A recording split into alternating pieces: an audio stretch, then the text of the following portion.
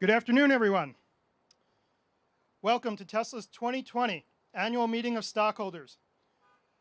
We're really excited that you could be here with us today. My name is Al Prescott. I'm Tesla's Vice President of Legal. There'll be two parts of today's meeting. First, the formal part of the meeting will get out of the way, which will cover the 7 items that stockholders have been asked to vote on. After the voting, I'll introduce Tesla's co-founder and CEO, Elon Musk, who'll give a presentation about the company update and year in review. And then following the conclusion of the stockholder meeting, we'll start our separate Battery Day event. At this time, I'd like to thank the members of the Tesla team and our board, especially those who were able to make it out here in person today, as well as to our representative from PricewaterhouseCoopers, Tesla's independent auditor, who's also here. But before we begin, I'd like to introduce you to Robin Denholm, the chairwoman of Tesla, who would like to say a few words remotely.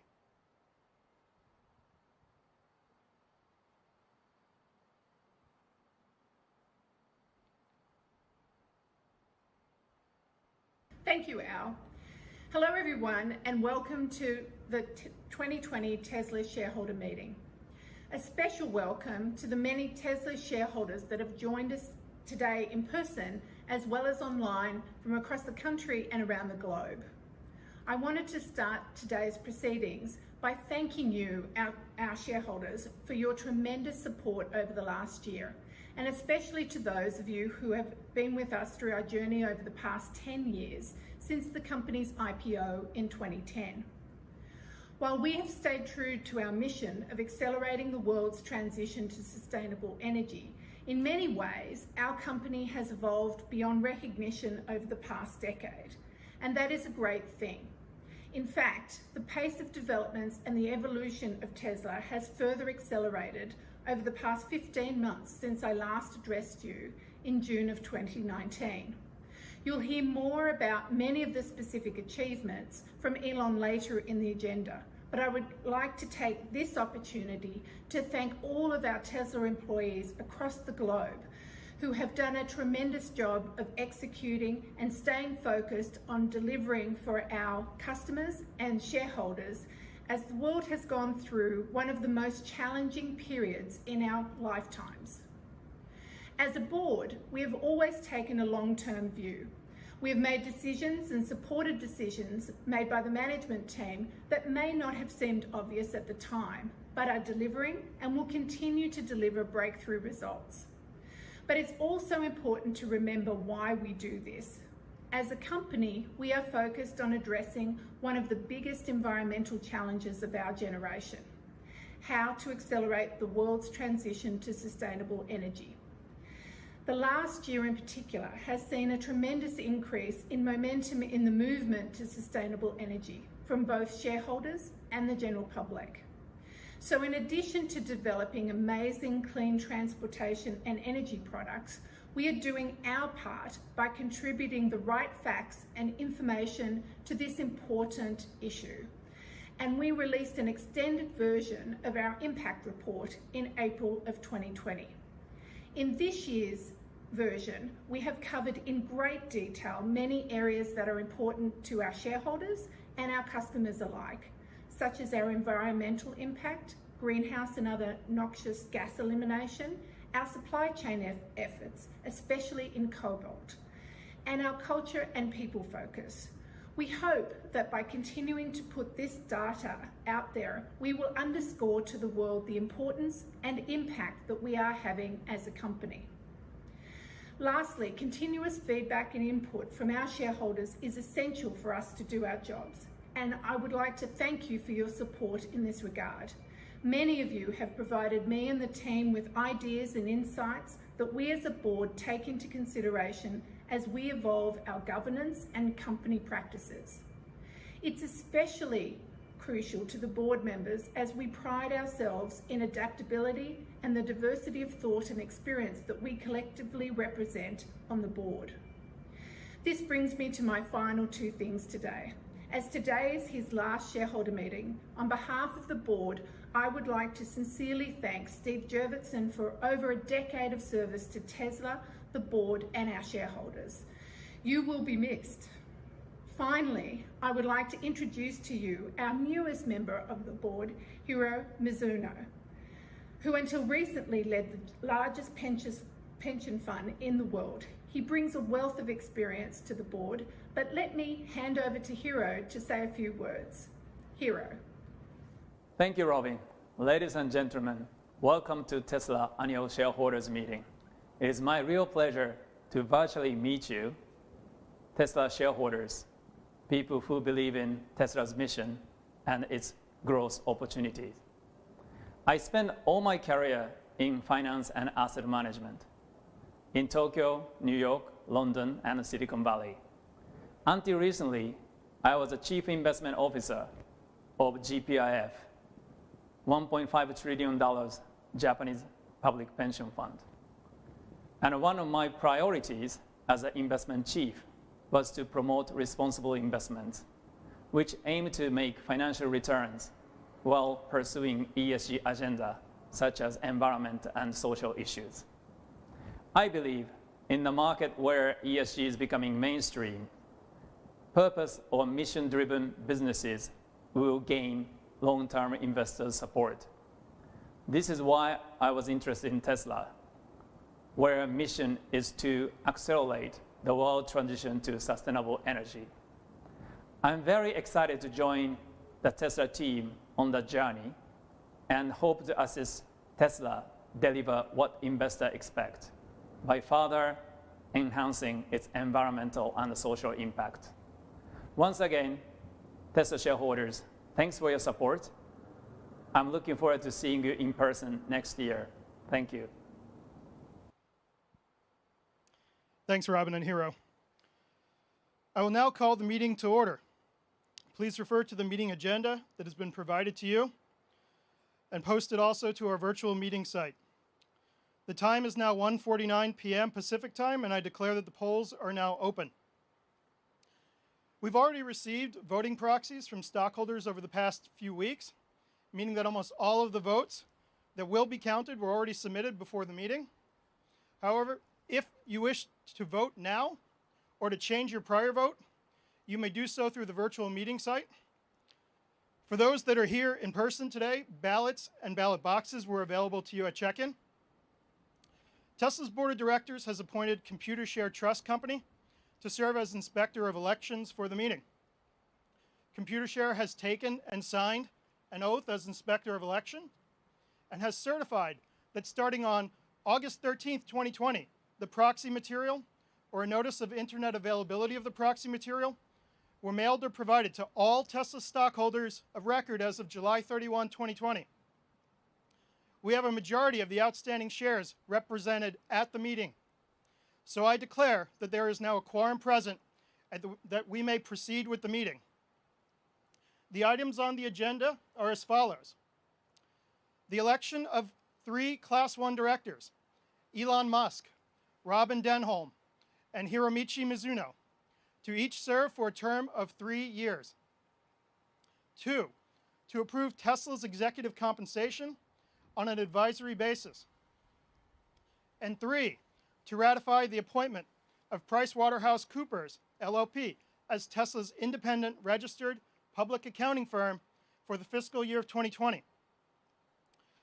Tesla's board has recommended that our stockholders vote for each of the director nominees and for each of those proposals. In addition, we have also received 4 stockholder proposals, as described in the proxy statement. I would like to remind our stockholders that Tesla's board has prepared a statement in opposition to each of these proposals, which appear in the proxy. The first stockholder proposal is an advisory vote regarding paid advertising. Our board has recommended that our stockholders vote against this stockholder proposal. This stockholder proposal comes to us from James Danforth. However, Mr. Danforth has notified us that neither he nor his representative will be presenting the proposal at the meeting today, so we will continue. The second stockholder proposal is an advisory vote regarding simple majority voting in our governing documents.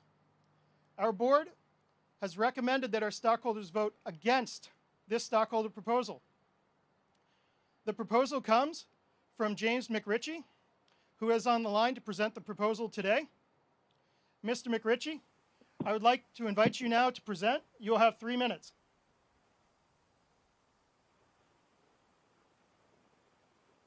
I'd like to thank the board for holding such an innovative hybrid meeting during these difficult times. Proposal number 5 basically asks for a majority voting standard to amend bylaws. I first introduced a proposal on this subject at the 2014 Tesla meeting. Supermajority provisions are generally used to entrench incumbent directors and managers. Academic research finds that reducing such devices is associated with higher returns. The board's opposition statement argues they tried to adopt a majority standard last year, but shareholders rejected it. However, 99.6% of shares voted for the proposal. Only 0.4% voted against it. The problem was that a little more than 35% of shares went unvoted. The vast majority of retail shareholders often don't bother to vote. Since only 65% of shares were voted, we didn't achieve the 66.67% necessary to overturn the current supermajority bylaw. It appears the proposal failed primarily for 3 reasons. 1, the board put forth less than robust arguments in favor. 2, they added confusion with another proposal to reclassify the board not into a single class, that's the norm, but into 2 classes, elected in alternating years. 3rd, the board also failed to make a substantial effort to solicit votes in favor. Also, please consider this proposal in context with other poor corporate governance provisions at Tesla. First, shareholders can only remove directors for cause. What that basically means is the director has to be caught in criminal activity for shareholders to remove them. Second, because the board is divided into 3 classes, shareholders can only hold individual directors accountable every 3 years. And third, shareholders cannot call special meetings, nor can act by written consent. I hope you will agree. Corporations should not be democratic free zones. Vote for proposal number 5 so that 33% of shares cannot overrule the wishes of 67%. Thank you. Thank you, Mr. McRitchie. We'll now move on to our 3rd stockholder proposal, which is an advisory vote regarding reporting on employee arbitrations. Our board has recommended that our stockholders vote against this stockholder proposal. This proposal comes from NIA Impact Capital, whose representative, Kelly Hall, is on the line to present the proposal today. Ms. Hall, I'd like to invite you to go ahead and present. You'll have 3 minutes.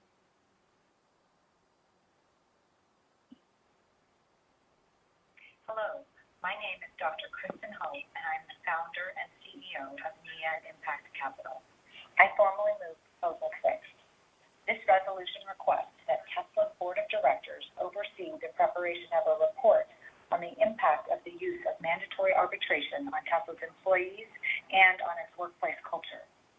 The report will evaluate the association of Tesla's current use of arbitration with the prevalence of both harassment and discrimination in its workplace, and on employees' ability to seek redress should harassment or discrimination occur. This proposal speaks to the widespread experience of discrimination in the workplace by Black, Latinx, and female employees, despite this discrimination being unlawful under the Civil Rights Act of 1964. Tesla has faced a number of serious allegations of racism and sexism at its Buffalo and Fremont plants. Companies that allow I'd like to bias, thank the board discrimination, and for holding harassment in such their workplaces reducing such are at devices. risk for unnecessary legal, brand, financial, and human capital issues. Support for this resolution is warranted for the following 5 reasons. 1, research shows that companies benefit from diverse and inclusive workplaces. 2, corporate policies that allow harassment and discrimination risk investors' capital. 3, The use of arbitration exposes investors to an unknown level of risk. 4, broad concerns exist with respect to fair treatment in Tesla workplace, and Tesla employees have alleged harassment and discrimination on the basis of both race and gender. Tesla, a company investors love for its innovation, leadership, and wise moat, is increasingly lagging behind its peers in its disclosure related to workplace diversity, equity, and inclusion. Unlike the forward-thinking and innovation in its extraordinary product lines, Tesla has not shown proactive leadership in building a positive company culture or in addressing concerns about its workplace practices. In these material issues, Tesla lags behind its technology and automotive competitors. The use of arbitration limits employees' remedies for wrongdoing, precludes employees from suing in court, and often keeps underlying facts, misconduct, or case outcomes secret, therefore preventing employees from learning about and acting on shared concerns. Simply stated, arbitration allows bad corporate behavior, like bias, harassment, and discrimination to continue, hidden from employees and investors. To maintain Tesla's wide moat, it is essential that the board seriously assess the implications of the use of arbitration and that Tesla begin to take seriously the need to ensure a fair, equitable, positive, and inclusive workplace. Thank you. Thank you, Ms. Hall. Our fourth and final proposal is an advisory vote regarding reporting on human rights. Our board has recommended that stockholders vote against this proposal. This proposal comes to us from the Sisters of Good Shepherd, New York Province, whose representative, Terrence Collingsworth, is on the line to present today. Mr. Collingsworth, I would like to invite you to speak now. You have 3 minutes for your proposal. Thank you. I'm Terry Collingsworth, Executive Director of the International Rights Advocates. I'm here representing the Sisters of Good Shepherd, New York Province, to present Item 7 on human rights disclosure, which calls upon Tesla to issue a report to describe board oversight of human rights and its human rights due diligence process, including systems to provide meaningful remedies when human rights impacts occur. Tesla faces serious human rights issues, and failure to establish a culture of respect for human rights will expose Tesla to new liability issues and significant reputational injury, all of which will have a material impact on the company and its shareholders. The need to set a new course for human rights compliance at Tesla is glaring. Here are 5 examples of human rights violations occurring now in Tesla's operations. Racism, sexual harassment, and disregard for human safety and dignity harm workers at the Gigafactory 2 in Buffalo, New York every single day, and those workers urge you to remember their experiences in your vote. Tesla has experienced serious labor relations issues at its production facilities and is actively discouraging union organizing. Workers are being exposed to COVID-19 and then are facing retaliation when they ask for greater protections. There are numerous worker health and safety violations as well as wage and hour issues. And finally, there are serious, even deadly human rights violations occurring in Tesla's global supply chains. On this last issue, my organization brought the pending suit against Tesla for using cobalt mined in the Democratic Republic of Congo by young children. I personally met young boys who lost limbs or were paralyzed in cobalt tunnel collapses. Tesla sources cobalt from these very mines, and its claim to have, quote, zero tolerance for child labor in its supplier code of conduct is simply not true.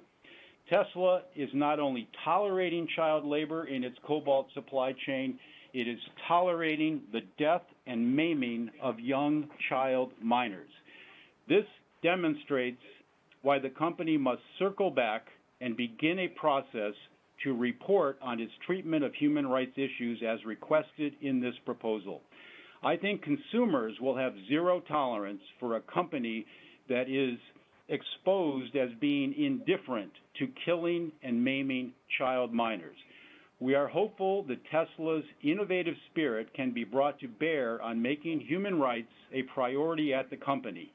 For example, if Elon Musk cared about implementing a zero-tolerance child labor policy, instead of having a useless paper policy, Tesla could employ satellites or drones at every mine it sources from to actually monitor child labor.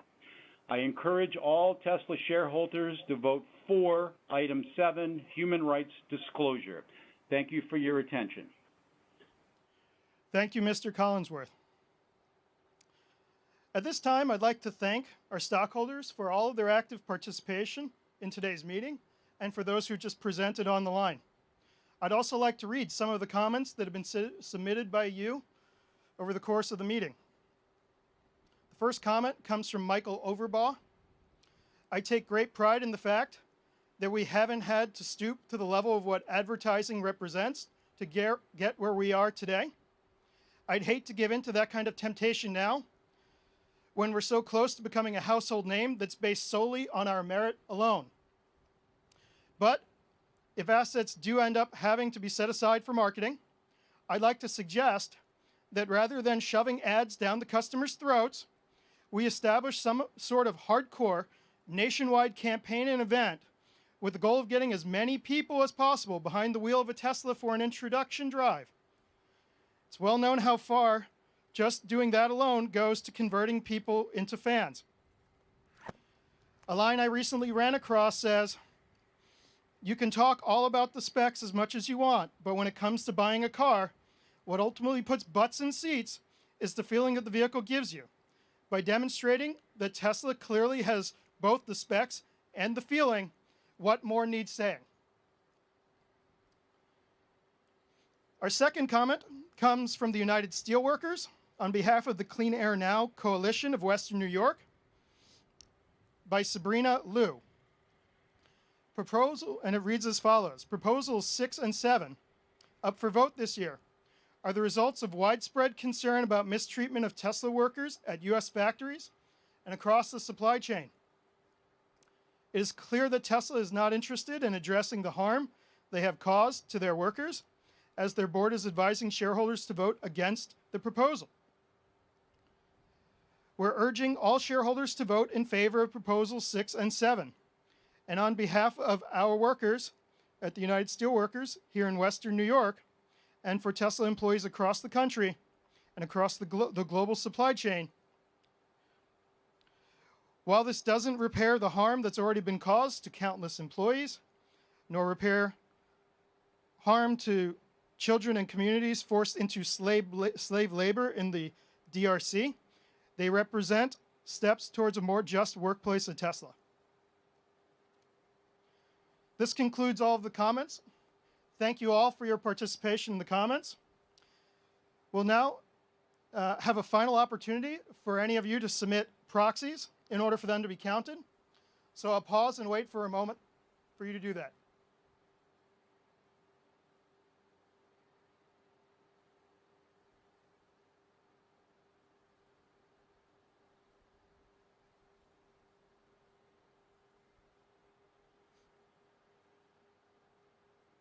Okay, I declare that the polls are now closed. So based on the proxies that we have previously received, I'd like to announce on a preliminary basis that our stockholders have approved the recommendations of Tesla's board on all agenda items, other than the stockholder proposal for an advisory vote regarding simple majority voting in our governing documents. After the final tabulation is completed, we'll formally announce the results of the voting by filing a Form 8K with the SEC within 4 business days of today. This now concludes the official business of Tesla's 2020 Annual Stockholders Meeting, which is now adjourned.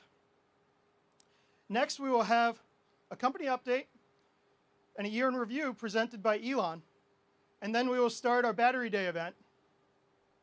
During the course of those following sessions, we may discuss our business outlook and make forward-looking statements. Such statements are predictions based on our current expectations. Actual events or results could materially differ due to a number of risks and uncertainties, including those disclosed in our most recent 10-Q filed with the SEC. These forward-looking statements represent our views as of today. They shouldn't be relied on after today, and we disclaim any obligation to update them after today as well.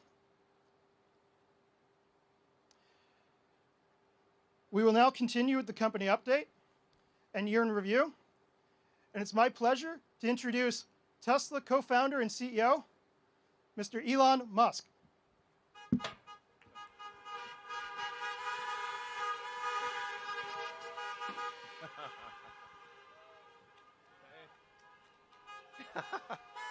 Hey everyone. Well, I mean, this is definitely a new approach. We got the Tesla drive-in movie theater, basically. It's good to see everyone. It's a little hard to read the room with everyone being in cars, but it's it's the only way we could do it. So hopefully it's cool, and hopefully you can hear me. Can you guys hear me? Okay. All right, great. All right. Well, thanks for coming. I think it's been an incredible year, and I'd like to thank you for your support through tough times, good times. It's been great. Really appreciate everyone who's put their hard-earned money into Tesla, and I think it's worked out pretty well. This has been a good year, and I think there's many good years to come. So I'll go through the sort of the shareholder presentation, I think, fairly quickly, because the sort of real main event here is Battery Day. So, really, I'm just going through a recap of what's happened over the past year or so. I think starting from in terms of our ability to create a factory, huge kudos to the Tesla Shanghai team for being able to go from literally a dirt pile to volume production in 15 months. It's like, damn. Yeah. So, and I think something that's really quite noteworthy here is Tesla is the only foreign manufacturer to have a 100% owned factory in China. So this is often not well understood or not appreciated, but to have the only 100% owned foreign factory in China is a really big deal, and it's paying huge dividends here. So we really wouldn't have the results that we have had this year without the great efforts of the Tesla China team. So I'm super appreciative of that. And we'll see the Shanghai factory continue to scale quite a bit from where it is right now. I think we really could expect that to be, over time, a factory that produces over 1 million vehicles a year. Yeah, it's cool. So let's see. So we also reached in the past year volume production of the Model Y, and this was the smoothest launch that we've ever had. So I think we're definitely getting better at new vehicle launches and building factories and scaling production. As you've heard me say before, it's the hardest thing is scaling production, especially of a new technology. It's insanely difficult. Making a prototype is relatively easy, and if I think like what is the real achievement of Tesla in sort of car company terms, it's like it wasn't making sort of exciting prototypes. It was that Tesla was really the first company in about a century in the U.S., the first U.S. company in the U.S. to reach volume production and be sustainably profitable. Like the crazy thing is this has really not happened in 100 years. That's the actual super hard part. And we now have 4 vehicles in volume production, S3 XY. So also the toughest joke I think maybe ever. It was a very difficult joke to make. So we also introduced the lowest cost solar in the U.S. It's only $1.49 a watt, and we really just simplified the whole value chain. So reduced sales and advertising, got rid of a bunch of unnecessary costs, and really are just relying upon the fact that it's just the lowest cost, most efficient solar in the U.S., providing both retrofit and the solar glass roof, which I think is a really great product, a hard product to make work, but it will be a major product line in the future. And we also got 4 consecutive quarters of GAAP profitability, which was very difficult. Yeah. So, and certainly a testament to the hard work of people at Tesla. I mean, to do this in extremely difficult times against a wide range of adverse circumstances was insanely hard, but we got it done. So, and I think the future is looking like I think very promising from sort of an annual profitability standpoint. So, in order to achieve, in order to sort of do well financially, you really need economies of scale, and you need ideally the best technology. And I think we had the best technology for a while, but now we are also achieving economies of scale. So, and we're also rapidly improving autonomy, which is a massive value add to each car. So, you know, I think the value of Tesla is going to be like total, just on the vehicle side, total vehicles produced times the value of autonomy. That's a way to think about the future value of Tesla. We also have consistent free cash flow generation. This is really important for growth. And a key element here is tightening up the time from when a car is ordered to when it is built and delivered. So for a company that's growing rapidly, it's extremely important to tighten the supply chain and to have, from when parts arrive, put it into a car very quickly and deliver the car very quickly to the customer. And if you can do that inside the sort of your kind of payables timeline, then the faster you grow, the more cash you have. Or conversely, if you're unable to do it within your payables timeline, the faster you grow, the less money you will have, which is obviously bad. It's for a capital-intensive situation. So just tightening up and having the parts move very quickly to the factory, put it in a car, get it to a customer, makes a massive difference to cash flow generation. And I mean, that's why it's extremely important to have a factory in each continent. Because if you don't at least have a factory in the continent, it is impossible to achieve this. So having a factory in China that's able to serve China, and then you know, soon many other countries in the region, will be key to us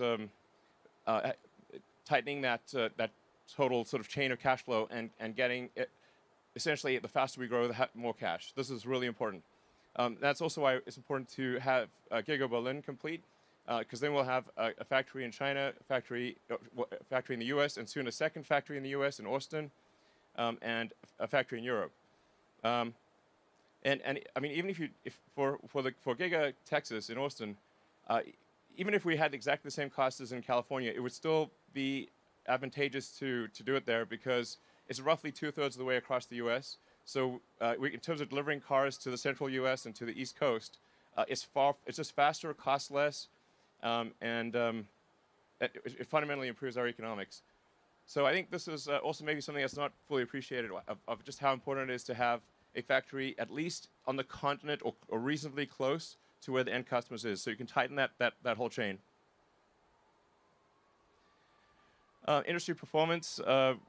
We've you know, while the rest of industry has gone down, Tesla has gone up. I think this speaks to thanks.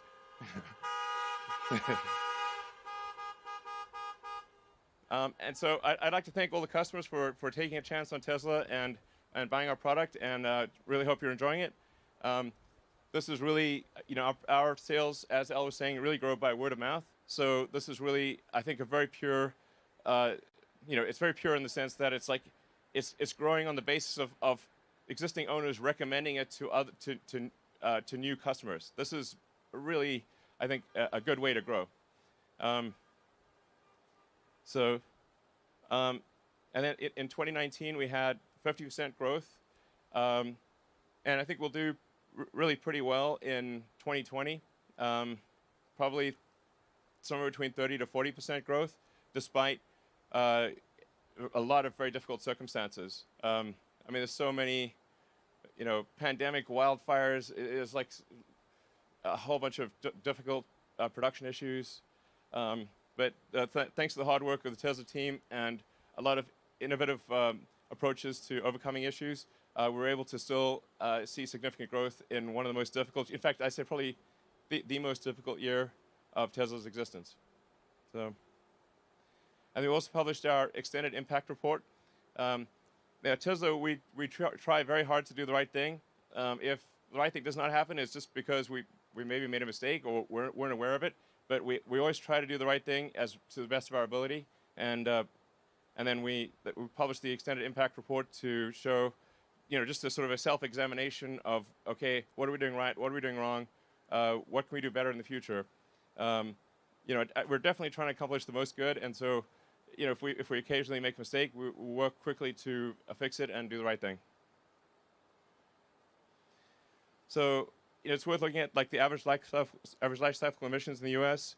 And just how much better a Tesla is or an electric car than any other than any kind of gasoline car. And what we'll talk about in the battery day is also just how much the grids around the world and actually, especially in the U.S., are greening. It's actually much faster than I think people realize. The U.S. is moving towards sustainable energy. And so as we move more and more to sustainable energy, then effectively you end up building the solar factories and the car factories themselves with solar. Over time you do, or with sustainable energy. Over time you'll even mine with sustainable energy, and eventually it will get to an effective emissions of 0. So that's where things will end up. Yeah. So we also have safety at the core of our design. The Tesla cars are the safest cars ever designed. We have the lowest probability of injury of any cars ever tested by the U.S. government, and that's just passive safety. When you add active safety into that, it's even better.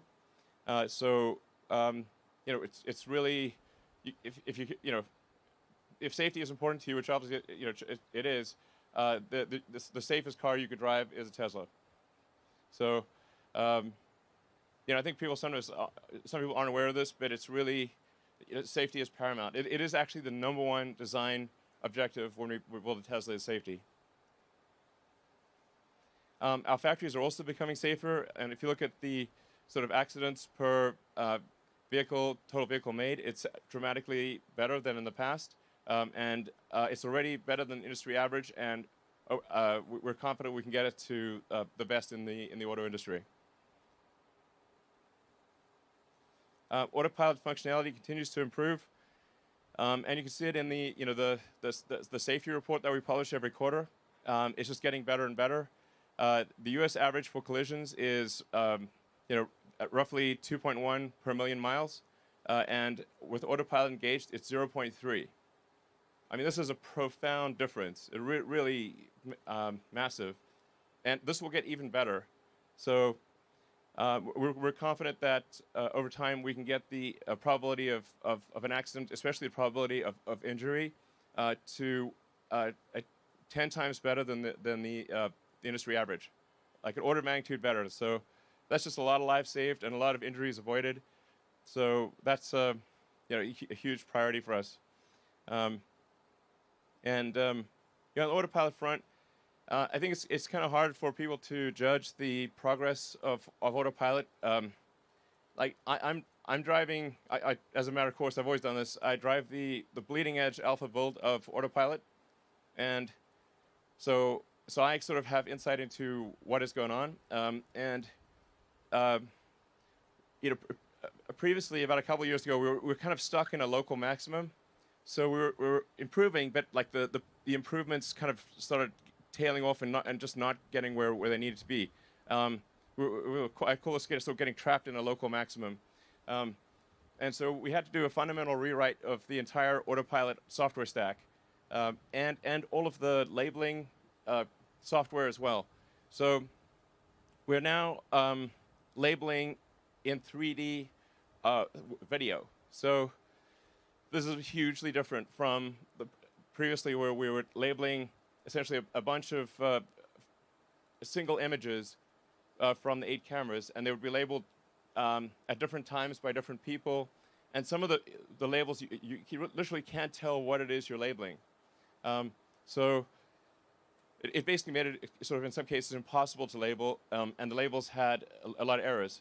Now, with our new labeling tools, we label it in video. So we actually label entire video segments, and the system, so you get basically a surround video thing to label, and with the surround video and with time. So it's now taking all cameras simultaneously, and looking at how the images change over time and labeling that. And then the sophistication of the neural nets in the car and the overall logic in the car has improved dramatically. I think we'll hopefully release a private beta of Autopilot, or the full self-driving version of Autopilot, in, I think, a month or so. And then people will really understand just the magnitude of the change. It's profound. So, yeah. Anyway, so you'll see it's just like a hell of a step change. But because we had to rewrite everything, labeling software, just the entire code base, it took us quite a while. And the sort of new I call it like 4D in the sense that it's 3 dimensions plus time. It's just taken us a while to rewrite everything. And so you'll see what it's like. It's amazing. Yeah, it's just clearly going to work. Tesla core competencies, we've got engineering, obviously.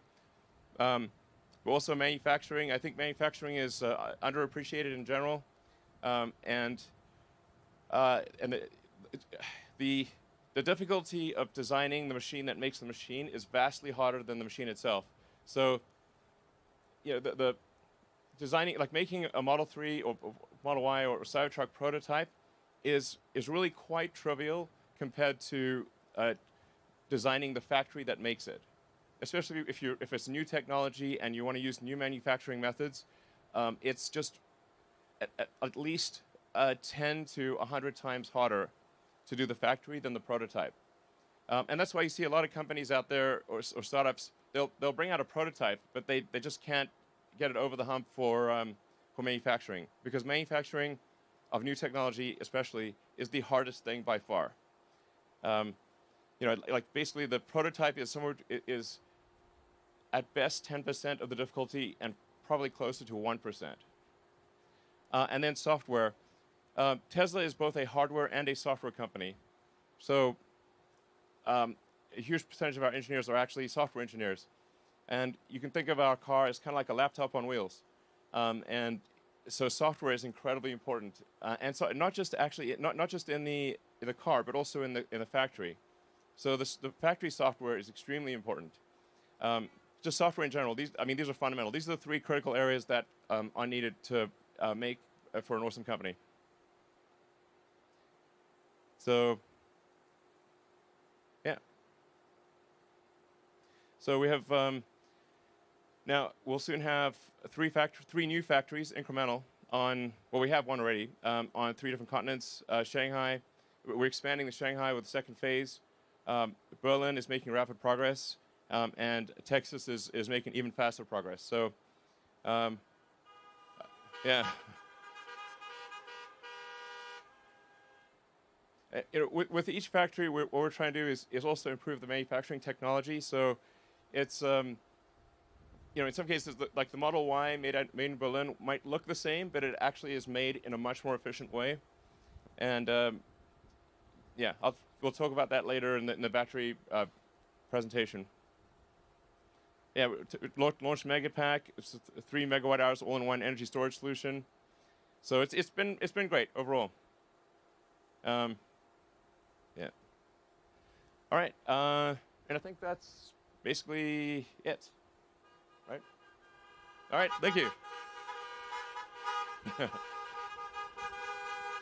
right. Well, thanks everyone for coming, and we'll be back in a little bit to go through the battery stuff. And there's a little bit more, in addition to the battery stuff, we got a few extras as well. So I think you'll really like what we have to say on batteries. The battery stuff we're going to talk about is truly revolutionary and essential to Tesla's goal. The fundamental good of Tesla. It's like if you look back in history and say what good did Tesla do? The good will be to by how many years did we accelerate sustainable energy? That's like the true metric of success. It matters if sustainable energy happens faster or slower, and so that's really like how I think about Tesla and how we should sort of assess our progress. By how many years did we accelerate sustainable energy? What we're going to talk about with batteries and a few other things will really explain how we're going to make a step change improvement in the acceleration of sustainable energy. Thank you.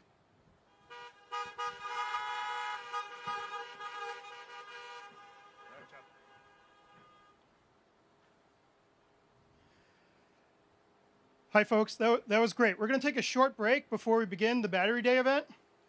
So stay tuned. If you're local and here in the audience today, you can feel free to get out of the cars and stretch your legs. But try to stay near the cars because we're going to begin promptly in a little bit. See you soon.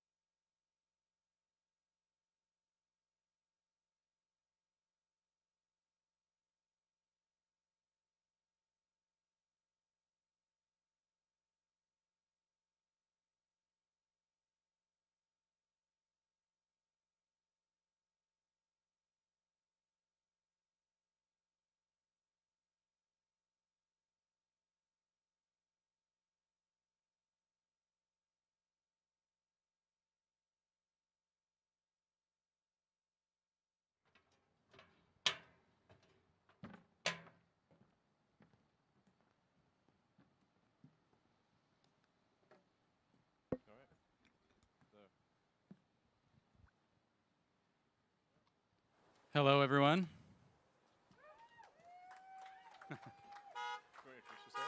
Sure. Thanks, Elon. Oh, hi. I'm Drew Baglino, SVP of Powertrain and Energy Engineering at Tesla, and I'm incredibly excited to talk about what we've been doing at batteries here at Tesla. Great. So let's see. You got the clicker. Yeah, I've got the clicker. Yeah. Okay. I'll take it first, perhaps. Sure. So obviously the issues we're facing are very serious. With climate change, and we're experiencing these issues on a day-to-day basis. It's incredibly important we accelerate the advent of sustainable energy. Time really matters. This presentation is about accelerating the time to sustainable energy. So the past 5 years were the hottest on record. We have what looks like a wall for CO2 ppm. It's obviously, this time is not like the past. It's really important that we take action. Running this climate experiment is insane. So, Especially when it's just a transitory one anyway. yes. We're going to run out of these fossil fuels. Let's just move to the future and not run this experiment any longer. Yeah. Talk a bit louder. You got it. Okay. So anyway, there is a lot of good news though. A lot of people may not be aware that wind and solar comprise 75% of new electricity capacity in the U.S. this year. So this is a really major.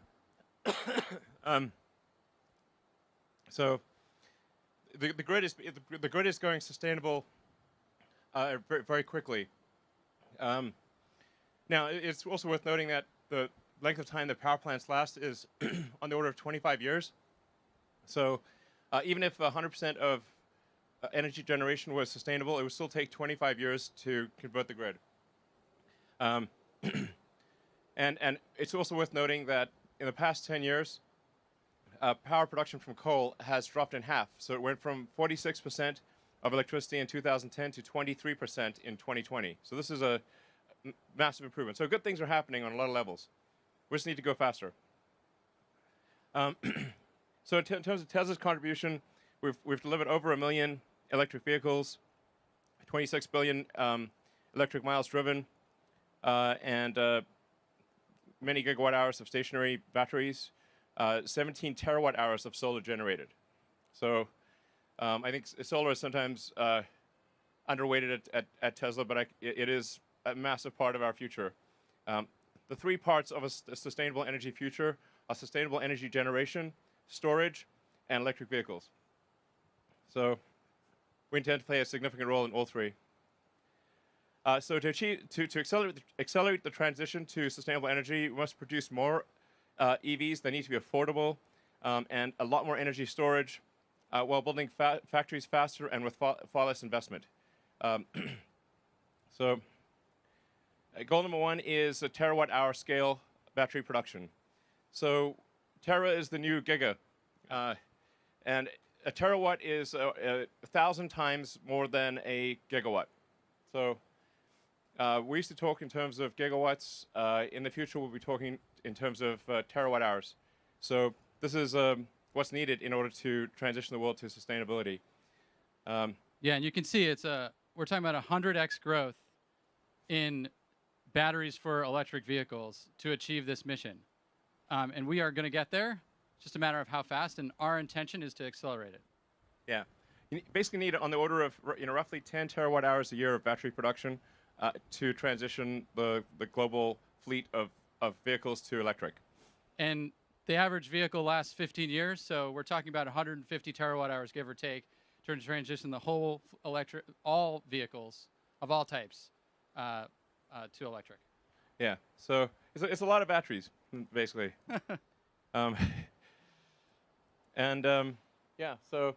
And then on the grid side, we have a similar mountain to climb, 1,600 times growth from today's grid batteries to go 100% renewable on the grid and to take all of the existing heating fossil fuel uses in homes and businesses 100% electric. Yeah, and this number, I think, might grow even more, as the world economy matures and as countries with high populations industrialize, we could see this number be even more. But let's say it's like roughly 20 to 25 terawatt hours per year, sustained for 15 to 25 years to transition the world to renewable.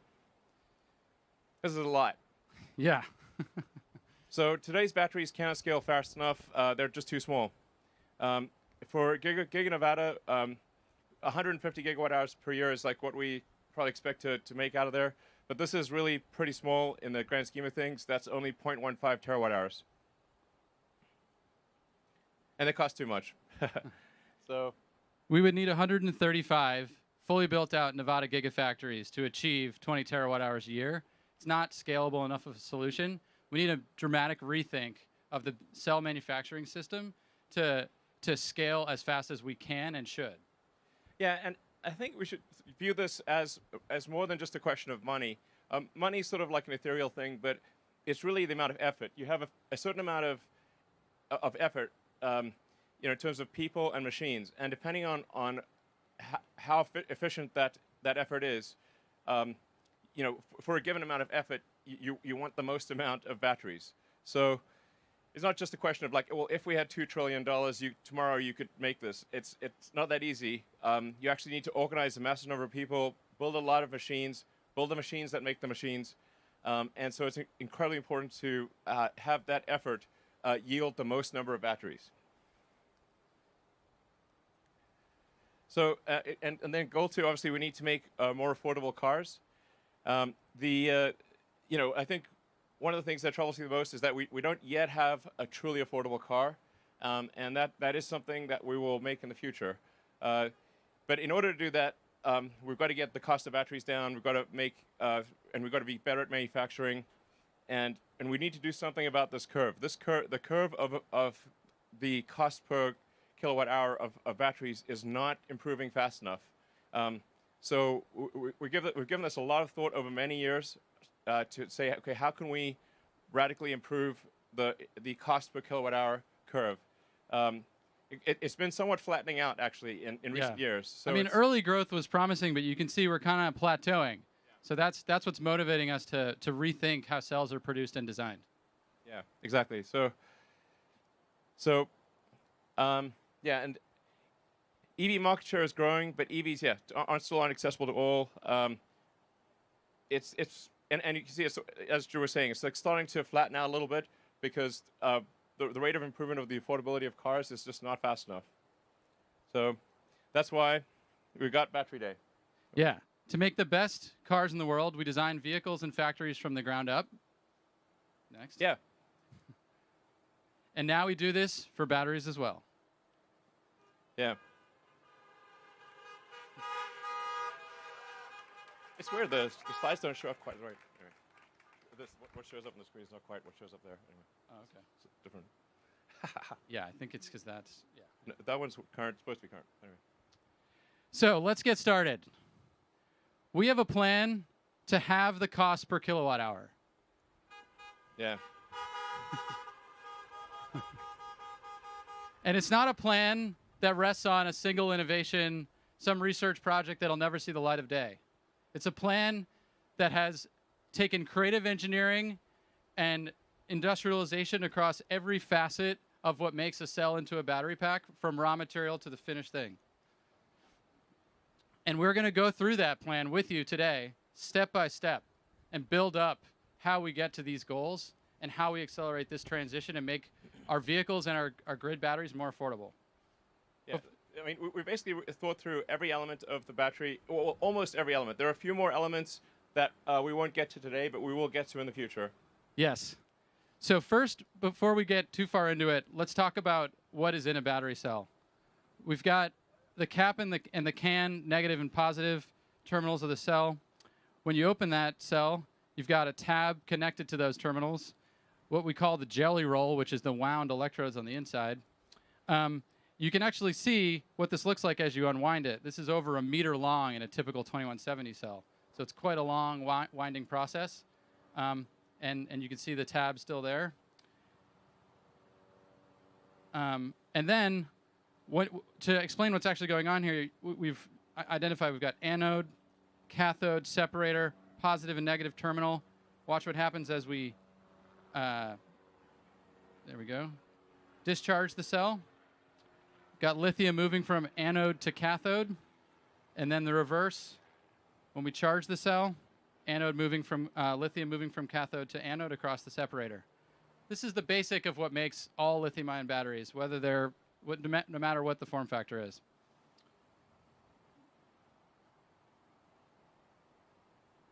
And when we look at what's happened to date, at least in our products, we've moved from the 18650 form factor to the 2170 form factor through great collaboration with our partners, Panasonic, new partners like LG and CATL, and probably others in the future. Yeah.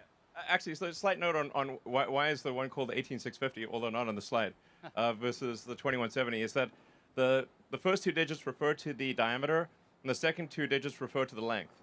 So that helps explain why are these weird. What's up with these weird numbers? But like nobody could explain to me why there was an extra zero. So I said, like, okay, well, we're deleting the zero that nobody can explain in future form factors. So that's why it's technically it's like the 18650 bizarrely, but going forward it's the 2170 because we just got rid of the extra zero because it's pointless. And this was a evolutionary step, going from 1865 to 2170, bringing 50% more energy into the cell. But when we look to the ideal cell design, if we were to do it ourselves, we need to go beyond just what we're looking at us in front of us, and study the full spectrum of options. So as you can see, we kind of swept the key figures of merit, how much we can reduce the cost, and how much vehicle range increases as we change the outer diameter of the cell. We found a sweet spot somewhere around 46 millimeters. But it's not just about a bigger form factor. Like anybody could make a bigger form factor. Any fool could make a bigger form factor. We not any fool. Yeah, exactly. There are problems as you make cells larger. In fact, supercharging and thermals in general become really challenging as you make bigger cells. And this was the challenge that our team set our sights on to overcome. And we did. We came up with this tabless architecture that maybe you've heard about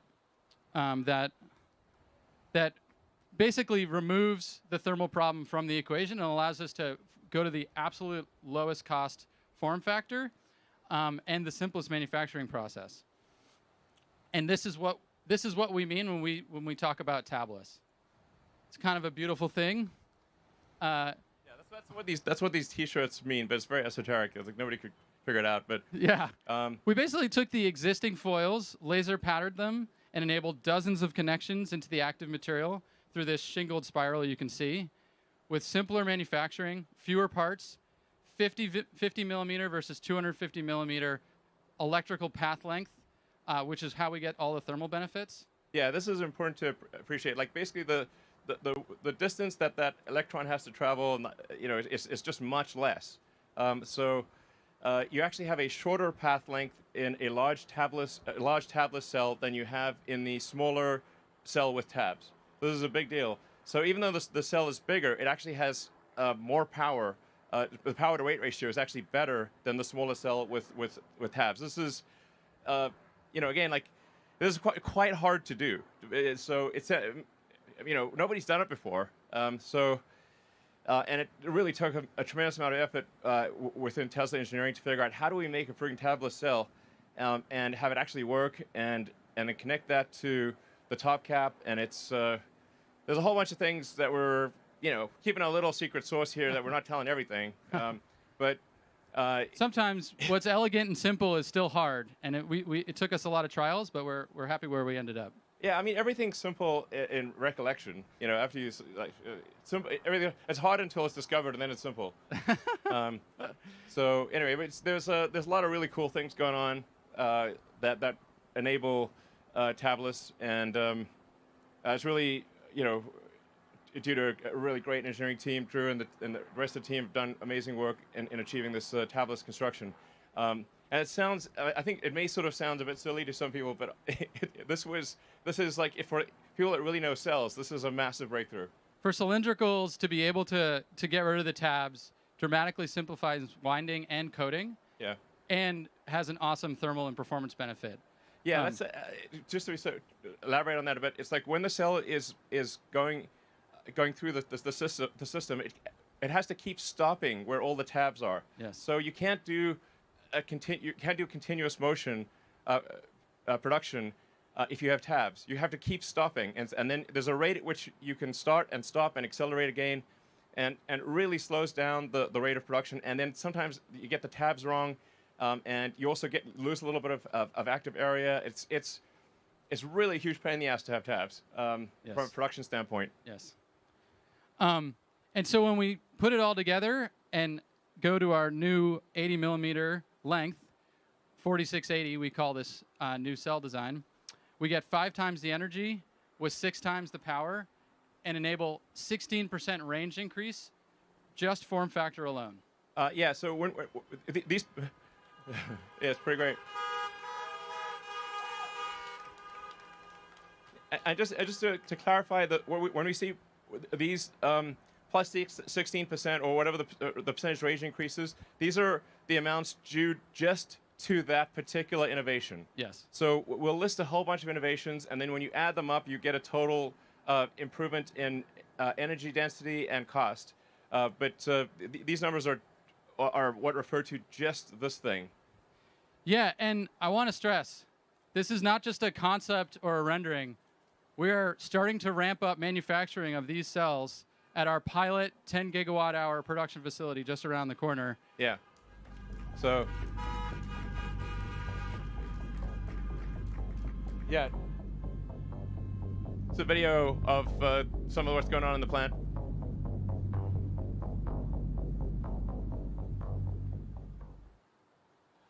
Now, I mean, to be clear, it will take about a year to reach the 10 gigawatt hour capacity.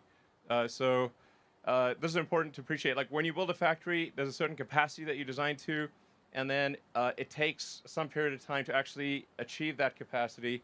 So I would say it's probably about a year before we get to the 10 gigawatt hour annualized rate with the pilot plant. And this is just a pilot plant. The actual production plants will be more on the order of maybe 200 gigawatt hours, maybe more over time. And thank you. But let's stack up everything we just saw at the cell level. So just the cell form factor change enables a 14% dollar per kilowatt hour reduction, just that cell form factor change. And now that you've been teased on this factory, we're going to go on and walk step by step through that factory and discuss a series of innovations there. When thinking about the ideal cell factory, we have inspirations behind us in the paper and bottling industry, where from humble beginnings, over a century of innovation has enabled mass scale, continuous motion, unbelievably low manufacturing cost. And when we think about the lithium-ion industry, which is really only in its 3rd decade of high-volume production, it has so far to go to achieve similar scale and simplicity. And that was the inspiration that we set out to the team as we thought about how to marry cell design and manufacturing in the best possible factory. And let's talk a little bit about what's in a cell factory. First, there's an electrode process where the active materials are coated into films onto foils. Then those coated foils are wound in the winding process we just talked about, where if you do have tabs, you have to start and stop a lot. Then the jelly roll is assembled into the can, sealed, filled with electrolyte, and then sent to formation, where the cell is charged for the first time, and where the sort of the electrochemistry is set and the quality of the cell is verified. And we set out at every step of this process to try to take that inspiration we just showed and think about how we make those processes fundamentally better and more scalable. And one of the most important processes is where it all begins, the wet process of the electrode coating. And just to give you all a sense of scale, I'm going to walk through what's in that wet process. You've got mixing where the powders are mixed with either a water or a solvents for the cathode. That mix then goes into a large coat and dry oven where the slurry is coated onto the foil, huge ovens, tens of meters long, dried, and that solvent then has to be recovered. You can see the solvent recovery system. And then finally, the coated foil is compressed to the final density. And when you're looking at this, you're like, wow, that's a lot of equipment for one step, especially when you consider that little speck next to the coating oven is a person. This is serious iron involved in making batteries. Wouldn't it be great if we could skip that solvent step, which is one of those dig a ditch and then fill it kind of things where you put the solvent in and then take it out and recycle it, and just go straight to dry mix to coat? And that's what the dry process really is about. And in the most basic form, you can see it here on a bench top. Literally, powder into film. As simple as that. I mean, it's hard, actually, just to be clear. So, you know, if this was easy, everyone would do it. So it's not like dry coating electrode is actually easy. It's actually very hard to do what appears to be a simple thing. And it's worth noting, like, you know, we did acquire Maxwell as like a little over a year ago, I guess. And you know, it's certainly a good company and everything, but the dry coating they had was like, it's like sort of, I would call proof of concept. Since the acquisition, we've actually revved the machine that does the dry coating 4 times. So we're in revision 4 post-acquisition of the machine, and there's still a lot of work to do. So I would not say this is like completely in the bag. It's still a lot of work to do, and you know, as you go from like benchtop to lab to pilot to volume production, there are actually major issues that you encounter at every level. It's not like, you know, you make something work on your bench and bingo, now you can make a bazillion of it. Absolutely. It's insanely difficult to scale up. Yeah, but if you do scale it up, yeah, what you saw before becomes this. Yeah. So you can see the motivation. A 10 times reduction in footprint, a 10 times reduction in energy, and a massive reduction in investment. But as Elon was saying, simple is hard. Yeah. Yeah, I mean, to be clear, I would like to not say that right now it's just totally working. It's close to working, but it's not, even now, at the pilot plant level, it is close to working. Well, it's fair to say it does work, but with not a high yield. Yeah. So we're still ironing out the kinks, but we've made tens of thousands of cells, thousands of kilometers of electrode. I mean, we are on the 4th generation of the equipment, so we've learned a lot along the way. Yeah. I mean, it is super demanding because every atom has its place if you want to deliver the energy density and the cycle life and the supercharging. Yeah. But we're confident that we will get there, but it will be a lot of work along the way. There's a clear path to success, but a ton of work between here and there. Yep. So, but this is a really profound improvement. Again, for people that know battery manufacturing, this is gigantic. We'll probably be on machine revision 6 or 7 by the time we do large-scale production. The rate at which the machines are being improved is extremely rapid. Like literally every 3 or 4 months is a new rev. Yeah, and beyond the electrode, we continue to innovate on every other process step. So let's talk a little bit about assembly, which is next. The key to a high-performing assembly line is accomplishing processes while in motion, continuous motion, and thinking of the line as a highway, max velocity down the highway, no start and stop, no city driving. Exactly, no stoplights and traffic lights or anything. You want the highway. I want the highway. Yeah. And together with our internal design team that makes this equipment and designs this equipment, we coupled thinking about how to make the best cell with thinking about how to make the best equipment so that we could accomplish the fastest parts per minute rates on all of these tools. And through all of that development, we were able to get to the point where we can implement assembly lines, 1 line, 20 gigawatt hours, 7 times increase in output per line. And when you're thinking about scalability and pure effort, having 1 line be 7x the capability is just effort multiplying. Yeah. So.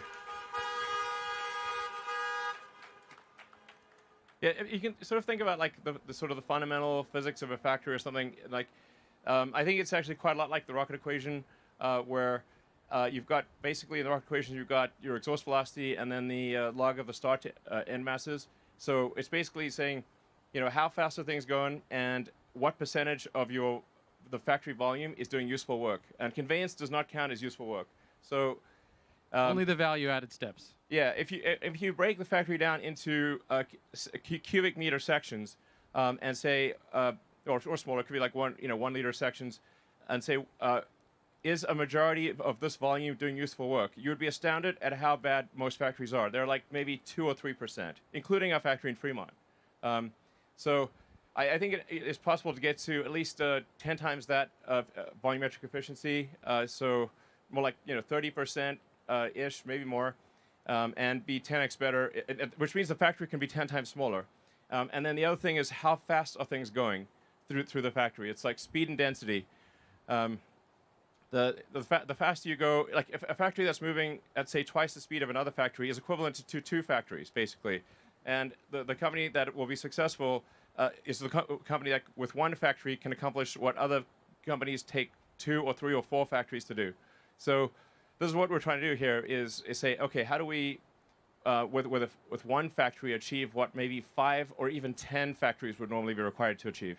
And the vertical integration with the machine design teams at Groman and Hybar and others allows us to really accomplish that, because we don't have all these edge conditions between one piece of equipment and another. We can design the entire machine to be one machine and remove all of these unnecessary steps. Yeah, I mean, basically Tesla is aiming to be the best at manufacturing of any company on Earth. This is the thing that's actually most important in the long run. I think, just from a company standpoint and from basically achieving sustainability as fast as possible. But I think also for long-term competitiveness, eventually every car company will have long-range electric cars. Eventually every company will have autonomy. I think, but not every company will be great at manufacturing. Tesla will be absolutely head and shoulders above anyone else in manufacturing. That is our goal.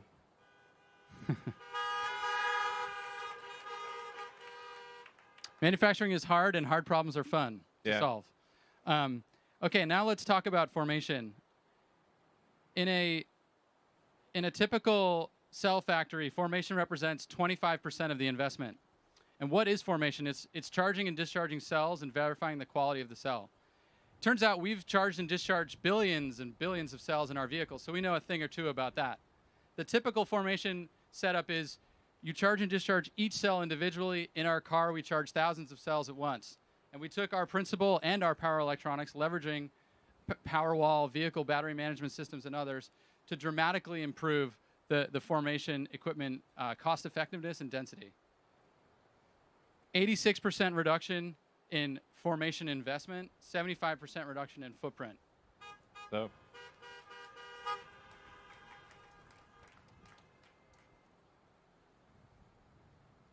You want to take this one? Sure. So essentially what this translates to, based on what we know today, is about a 75% reduction in the investment per kilowatt hour or gigawatt hour. It's just basically 4 times better than the current state of the art to the best of our knowledge. And I think there's probably room to improve even beyond that. Definitely. Definitely, yeah. We're able to, from a volume standpoint, actually get what, in a smaller form factor than Giga Nevada, we were able to get many times the cell output. So you can see, like, basically we can get a terawatt hour in less space than it took to make a gigawatt hour, 150 gigawatt hours. So this is pretty profound. It's like, I would actually not have thought this was possible several years ago. That we could actually get to terawatt hour scale in less space than what we currently envision for doing 150 gigawatt hours. So yes, simpler accelerates terawatt hour scale, and that's what we need to do to accelerate our mission. And as Elon said, we're going to try to even improve on this as we push towards our goals, which are. Yeah. So this is just for. This is just talking about Tesla internal cell production. As I tweeted out earlier, we will continue to use our cell suppliers, Panasonic and LG and CATL. And so this is 100 gigawatt hours supplemental to what we buy from suppliers. Yeah, essentially, this does like reduce our weighted average cost of a cell because it allows us to make a lot more cars and a lot more stationary storage. And then long term, we're expecting to make on the order of 3,000 gigawatt hours or 3 terawatt hours per year. I think I think we've got a good chance of achieving this actually before 2030, but I'm highly confident that we could do it by 2030. When you look at the size of that factory on the previous page, it really shows how enabling all of these advancements are in achieving a 3 terawatt hour goal by 2030. And not only is all of that manufacturing innovation fantastic for enabling scale, it's also an additional 18% reduction in dollar per kilowatt hour at the battery pack level. But wait, there's more. But wait, there's more. Yeah. So we have a manufacturing system. We've got a cell design. What are the active materials we're going to put in that cell design? Let's talk about the anode first. Let's talk about silicon. Why is silicon awesome? It's awesome because it's the most abundant element in the Earth's crust after oxygen, which means it's everywhere. It's sand. Yeah. Sand is silicon dioxide. Yeah. And it happens to store 9 times more lithium than graphite, which is the typical anode material in lithium-ion batteries today. So why isn't everybody using it? The main reason is because the challenge with silicon is that it expands 4x when fully charged with lithium. And basically, all of that expansion stress on the particles start cracking, they start electrically isolating, you lose capacity, the energy retention of the battery starts to fade, and it also gums up with a passivation layer that has to keep reforming as the particles expand. Yeah, basically, with silicon, the cookie crumbles and gets gooey. That's basically what happens. Good analogy. Yeah. And current approaches to solve this, which exist, I mean, we have silicon in the cars that you're all in right now, are involved highly engineered, expensive materials in the scheme of things. Now, they're still great, and they enable some of the benefits of silicon. They just don't enable all of it, and they're not scalable enough. And you can see some of the things that maybe you've heard of, SiO, silicon with carbon, or silicon nanowires. I mean, that's kind of the space right now. What we're proposing is a step change in capability and a step change in cost. And what that really is to just go to the raw metallurgical silicon itself. Don't engineer the base metal. Just start with that and design for it to expand in how you think of the particle in the electrode design and how you code it. Yeah, I'm not sure if you saw this. Basically, $1 per kilowatt hours. Yeah. Basically, if you use simple silicon, it's dramatically less than even the silicon that is currently used in the batteries that are made today. And you can use a lot more of it. The anode would cost, with this silicon, and the anode costs $1.20 a kilowatt hour. Yeah. And how does it work? Start with raw metallurgical silicon, stabilize the surface with an elastic ion conducting polymer coating that is applied through a very scalable approach. No like chemical vapor deposition, no highly engineered high capex solutions, and then integrated into the electrode through a robust network formed out of a highly elastic binder. And in the end, by leveraging this silicon to its potential, we can increase the range of our vehicles by an additional 20%, just this improvement. Yeah, it gets cheaper and longer range.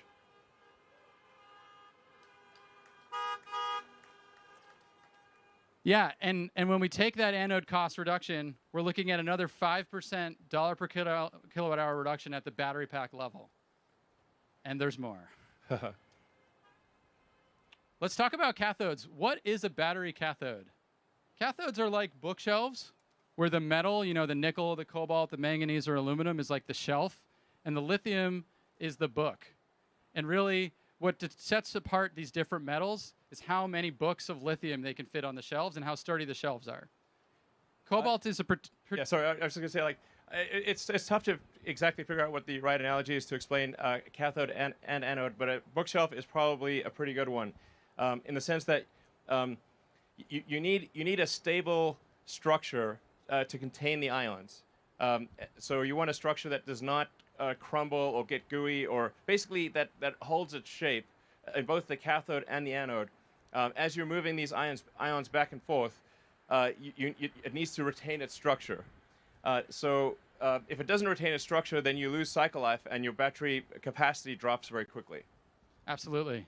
Yeah, I totally agree. And I think people are always talking about like, oh, what's the cathode going to be? Is it NCA or whatever? You know, the thing to consider is just fundamentally what the nickel, the metals are capable of, and that's what we have on the chart here. $1 per kilowatt hour cathode of just the metal, using just LME, you know, London Metal Exchange prices, versus the energy density of just the cathode. And you can see nickel is the cheapest and the highest energy density, and that's why increasing nickel is a goal of ours and really everybody's in the battery industry. But one of the reasons why cobalt is even used at all is because it is a very stable bookshelf. And the challenge with going to pure nickel is stabilizing that bookshelf with only nickel. And that's what we've been working on with our high nickel cathode development, which has 0 cobalt in it.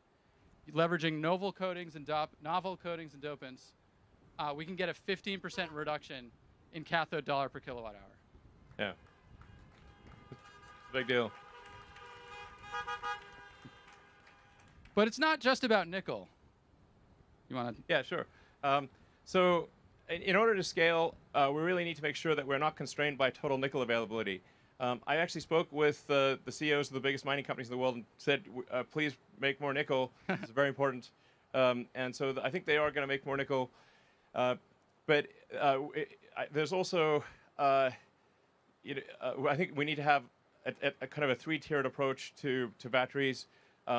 So starting with iron, that's kind of like a medium range, and then nickel manganese as sort of a medium plus, intermediate, and then a high nickel for long range applications like Cybertruck and the semi.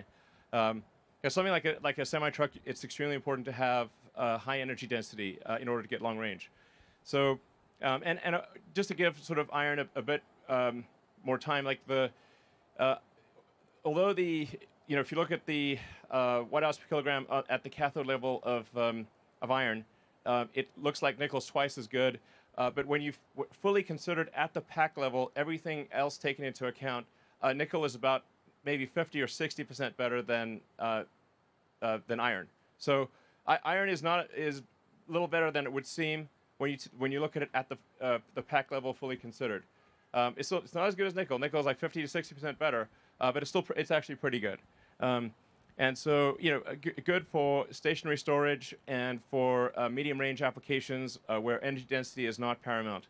And then, like I said, for intermediate, it's kind of a nickel manganese.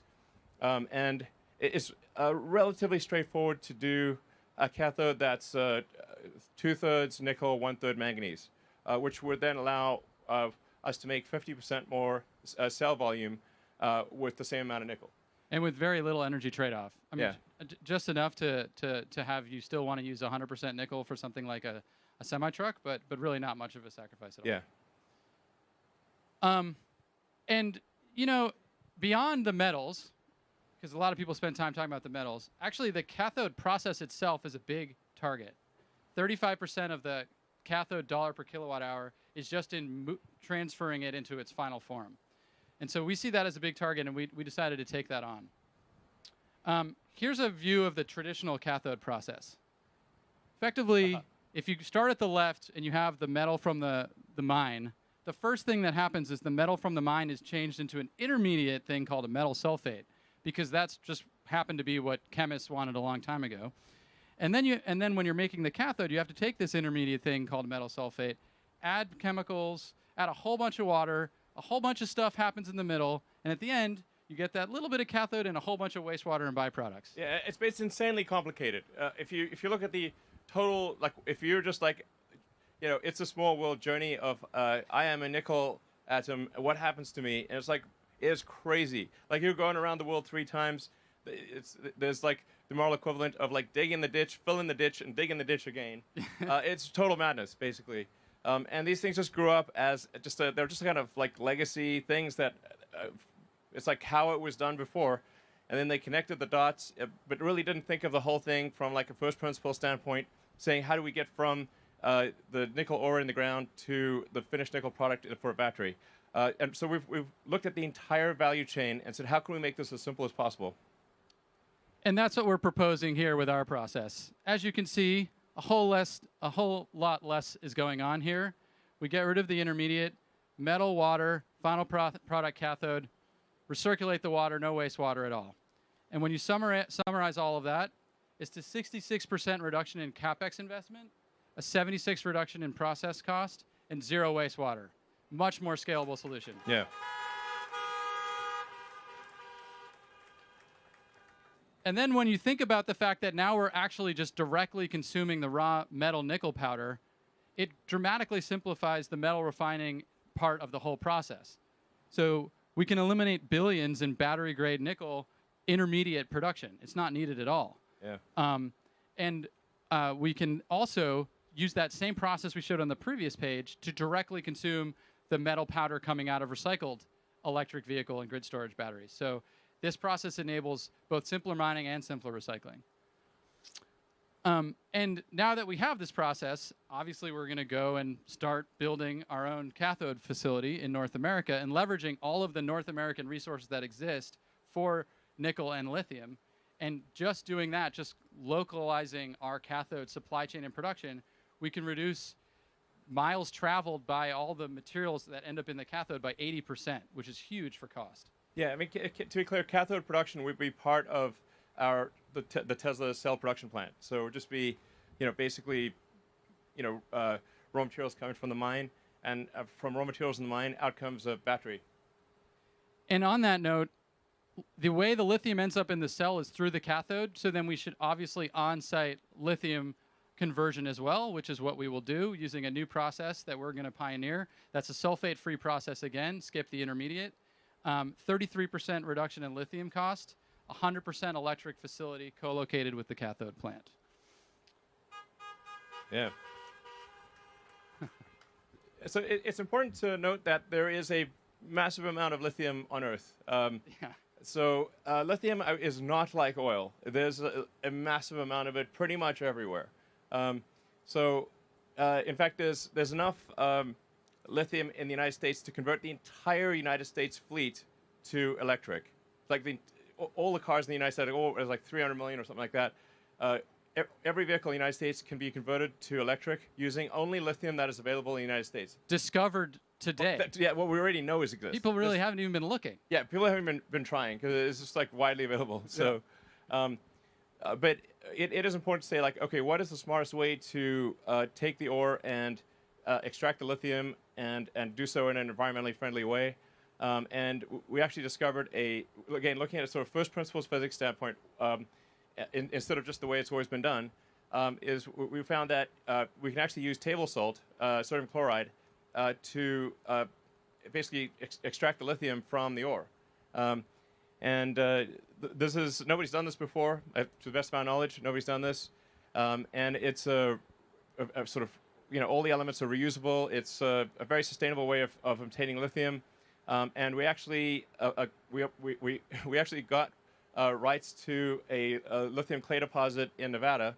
Over 10,000 acres. Over 10,000 acres. And then the nature of the mining is actually, I think, also very environmentally sensitive in that we sort of take a chunk of dirt out of the ground, or remove the lithium, and then put the chunk of dirt back where it was. So it will look pretty much the same as before, and it will not look like terrible, and yeah, it'll be nice. Nice. Yeah. So simply mix clay with salt, put it in water, salt comes out with the lithium, done. I mean, it's pretty crazy. Yeah. So we're really excited about this, and there really is enough lithium in Nevada alone to electrify the entire U.S. fleet. Yeah, that's true. Actually, just what's in Nevada. That's basically there's so much damn lithium on Earth. It's crazy. It's one of the most common elements on the planet. And eventually, as we said at the beginning, when we get to this steady state 20 terawatt hours per year of production, we will transfer the entire non-renewable fleet of both power plants, home heating and battery and industry heating and vehicles to electric. And at that point, we have an awesome resource in those batteries to recycle to make new batteries. So we don't need to do any more mining at that point. And you can see why. Yeah. The difference in the value of the material coming back from the vehicle versus the ground, you'd always go to the vehicle. And we recycle 100% of our vehicle batteries today. And actually, we are starting our pilot full-scale recycling production at Gigafactory Reno next quarter to continue to develop this process as our recycling returns grow. Yeah, I mean, to date it's been done by third parties, but we think we can recycle the batteries more effectively, especially since we know our batteries, we're making the same battery as the thing we're recycling. So whereas like third-party recyclers have to consider batteries of all kinds. Yeah, and just to think about what this actually means, the recycling resource is always 10 or greater years delayed because batteries last a really long time. But eventually, it is the way that all resources will be made available, and that's why we're investing in this recycling facility in Nevada. Yeah. Long-term, new batteries will come from old batteries once the fleet reaches steady state. Right. Okay, so we just talked about scaling cathode and recycling. All of the benefits that you just saw are added to this benefit of a 12% reduction in dollars per kilowatt hour at the battery pack level. Almost at our halve the cost goal, but there's one more section. Take it away, Elon. Great. So there's an architecture that we've been wanting to do at Tesla for a long time, and we finally figured it out. And I think it's the way that all electric cars in the future will ultimately be made. It's the right way to do things. So it starts with having a single piece casting, or a single piece casting for the front body and the rear body. And in order to do this, we commissioned the largest casting machine that has ever been made, and it's currently working just over the road at our Fremont plant. We have the it's pretty sweet. Currently making the entire rear section of the car as a single piece, high pressure die cast aluminum. And in order to do this, we actually had to develop our own alloy because we wanted a high strength casting alloy that did not require coatings or heat treatment. This is a big deal for castings, especially with a large casting. If you heat treat it afterwards, it tends to deform. It kind of like does this like potato chip thing. So it's very hard to keep a large casting to have its shape. So in order to achieve this, there was no alloy that existed that could do this. So we developed our own alloy, a special alloy of aluminum that has high strength without heat treat and is very castable. So that's a great achievement of our materials team. In fact, in general, we've got a lot of advanced materials coming for Tesla, that new alloys and materials that have never existed before. So so you're basically making the front and rear of the car as a single piece, and then that then interfaces to what we call the structural battery, where the battery for the first time will have dual use. The battery will both have the use as an energy device and as structure. This is absolutely the way things are done. In the early days of aircraft, they would carry the fuel tanks as cargo. So the fuel tanks actually were quite difficult to carry. They were like basically worse than cargo. You had to kind of bolt them down. It was very difficult. And then somebody said, "Hey, what if we just make the wing tanks? What if we just make the fuel tank in wing shape?" So all modern airplanes, the fuel tank, your wing is just a fuel tank in wing shape. This is absolutely the way to do it. And then the fuel tank serves as dual structure, and it's no longer cargo. It's fundamental to the structure of the aircraft. This was a major breakthrough. We're doing the same for cars. So this is really quite profound. Effectively, the non-cell portion of the battery has negative mass. So we save so much mass in the rest of the vehicle. We save more mass in the rest of the vehicle than the non-cell portion of the battery. So it's like, well, how do you really minimize the mass of a battery? Make it negative. Make the battery non-cell portion of the battery pack negative. It also allows us to pack the cells more densely because we do not have intermediate structure in the battery pack. So instead of having these like supports and stabilizers and stringers and structural elements in the battery, we now have a lot more space in the battery because the pack itself is structural. What we do is essentially instead of having just a filler that is a flame retardant, which is currently what is in the 3NY battery packs, we have a filler that is a structural adhesive, as well as flame retardant. So it effectively glues the cells to the top and bottom sheet. And this allows you to do shear transfer between the upper and lower sheet. Just like if you have like a Formula One craft or like a racing boat, and you have carbon fiber face sheets and say aluminum honeycomb between them, this gives you incredible stiffness. And it's really the way that any super fast thing works is you create basically a honeycomb sandwich with two face sheets. This is actually even better than what aircraft do, because aircraft do not do this. They can't do this because fuel is liquid. So in our case, the batteries are solid. So we can actually use the steel shell case of the battery to transfer shear from the upper and lower face sheet, which makes for an incredibly stiff structure, even stiffer than a regular car. Yeah. In fact, if this was a convertible that had no upper structure, it would be stiffer than that convertible would be stiffer than a regular car. So this is it's just really really major. So it improves the mass efficiency of the battery, and then those castings are also quite important because you want to transfer load into the structural battery pack in a very smooth, continuous way, so you don't put arbitrary point loads into the battery. So you kind of have to, you want to sort of feather the load out from the front and rear into the structural battery.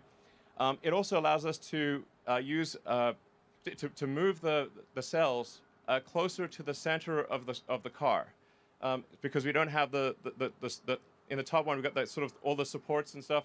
So the volumetric efficiency of the structural pack is much better than a non-structural pack, and we actually bring the cells closer to the center, and because they're closer to the center, it reduces the probability of a side impact potentially contacting the cells, because it has to go, any kind of side impact has to go further in order to reach the cells. It also improves what's called the polar moment of inertia, which is that you can think of like when there's a ice skater, arms out or arms in. Arms in, you rotate faster. So if you can bring things closer to the center, you reduce the polar moment of inertia, and that means the car maneuvers better. It just feels better. You won't know why, but it just feels more agile. So it's really cool. This is really major. Like I said, so 10% mass reduction in the body of the car, 14% range increase, 370 fewer parts. So,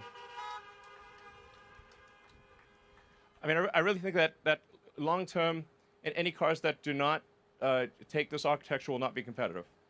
And it's not just at the product level a better product, but in the factory, it's a massive simplification. You saw the part removal.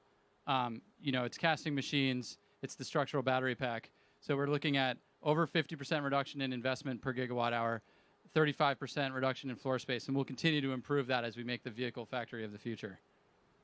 Yeah, so it's major improvements on all fronts, from the cell all the way to the vehicle. And in addition to the improvements we just said on enabling additional range and improving the structural performance of the vehicle, it is worth another 7% dollar per kilowatt hour reduction at the battery pack level, bringing our total reductions now to 56% dollars per kilowatt hour. Yeah.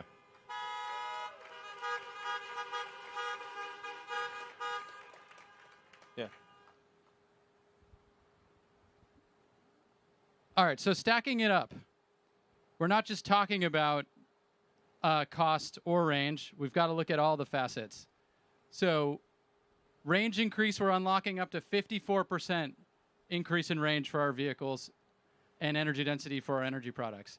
56% reduction in dollars per kilowatt hour at the battery pack level, and a 69% reduction in investment per gigawatt hour, which is the true enabler when we talk back about how do we achieve this scale problem here.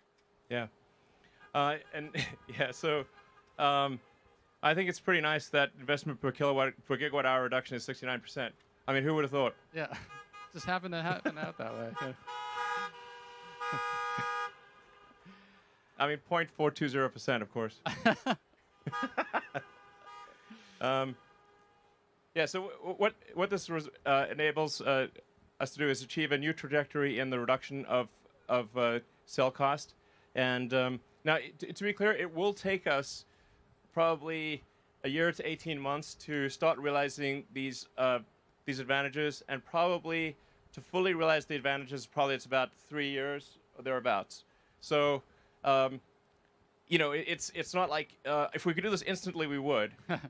But it's really, I think what this bodes for, it just really bodes well for the future, and means that the long-term scaling of Tesla and the sustainable energy products that we make will be massively increased. So, what tends to happen as companies get bigger is things tend to slow down. Actually, they're going to speed up. And they have to speed up if we're going to accelerate the transition to sustainable energy. Yeah.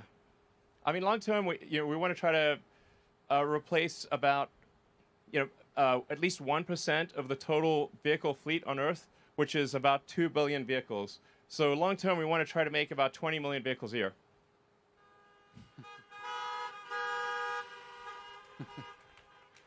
But I think it's important to point out that when we talked about 3 terawatt hours by 2030, the problem is a 20 terawatt hour problem.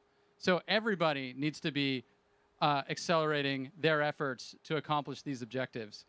Doesn't matter where you are in the value chain, there is a ton to do. You need to rethink from first principles how you do it so that you can scale to meet all of our objectives. Yep. And Elon? Sure. What does this mean? What does it mean for what does this mean for our future products? We're confident that long term we can design and manufacture a compelling $25,000 electric vehicle.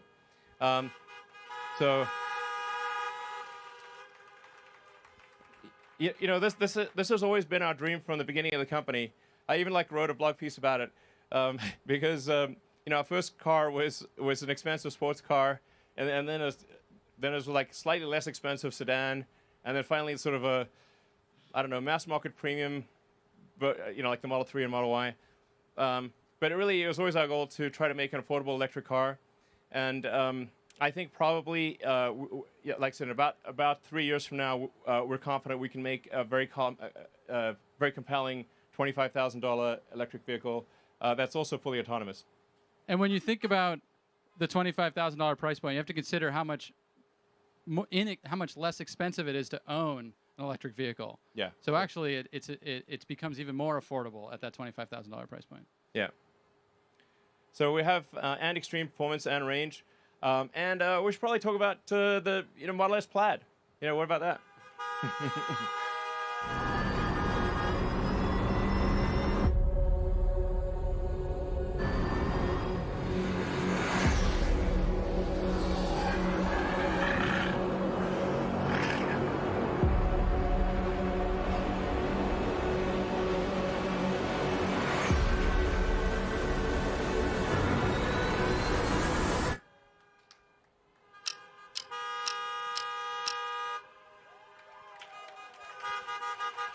Yeah. Woo. So, anyway, we took the latest Plaid out to Laguna Seca on Sunday. It got a minute 30, and we think probably there's another 3 seconds or more to take off that time. So we're confident the Model S Plaid will achieve the best track time of any production vehicle ever, of any kind, two-door or otherwise.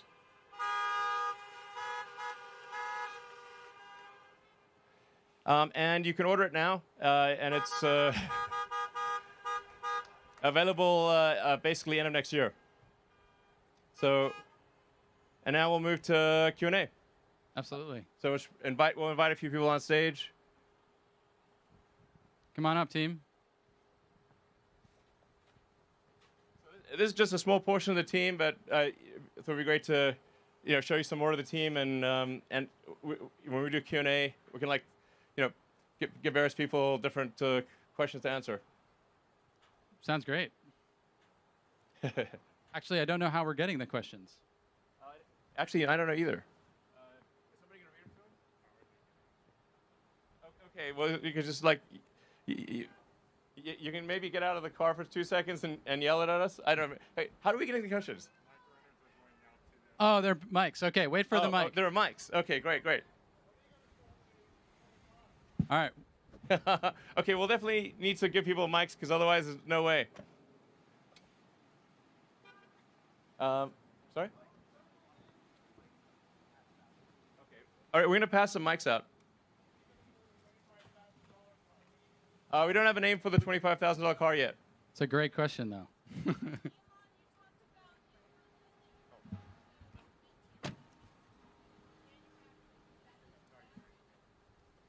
Yes, we will be manufacturing cells in Berlin. Yep.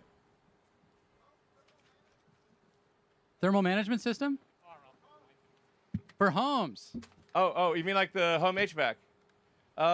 Yeah, I mean, that's a pet project that I'd love to get going on. I don't know, maybe we'll start working on that next year. Because I just think you could really make a way better home HVAC system that's really quiet and super efficient and super energy efficient, and also has like a way better filter, for particles, and and it works very reliably. And we've already developed that for the car. Like, so the heat pump in the Model Y is really pretty spectacular. I mean, it's tiny, it's efficient, it has to last for 15 years. It's got to work in all kinds of conditions, from the coldest winter to the hottest summer. So we've actually already done a massive amount of the work necessary for a really kick-ass home HVAC. And they could also like stack them. So if you want to say, depending upon the size of your house or whatever, how much you need, you can just basically stack them, and just have a very compelling, super efficient home HVAC. And then you can also communicate with the car, and it'll know when you're coming home. So it's like, oh, I don't need to keep the house cold all day. I just cool it down because I knew you were coming home. So the pack can communicate with the car and just like really dial it into when you actually need cooling and heating.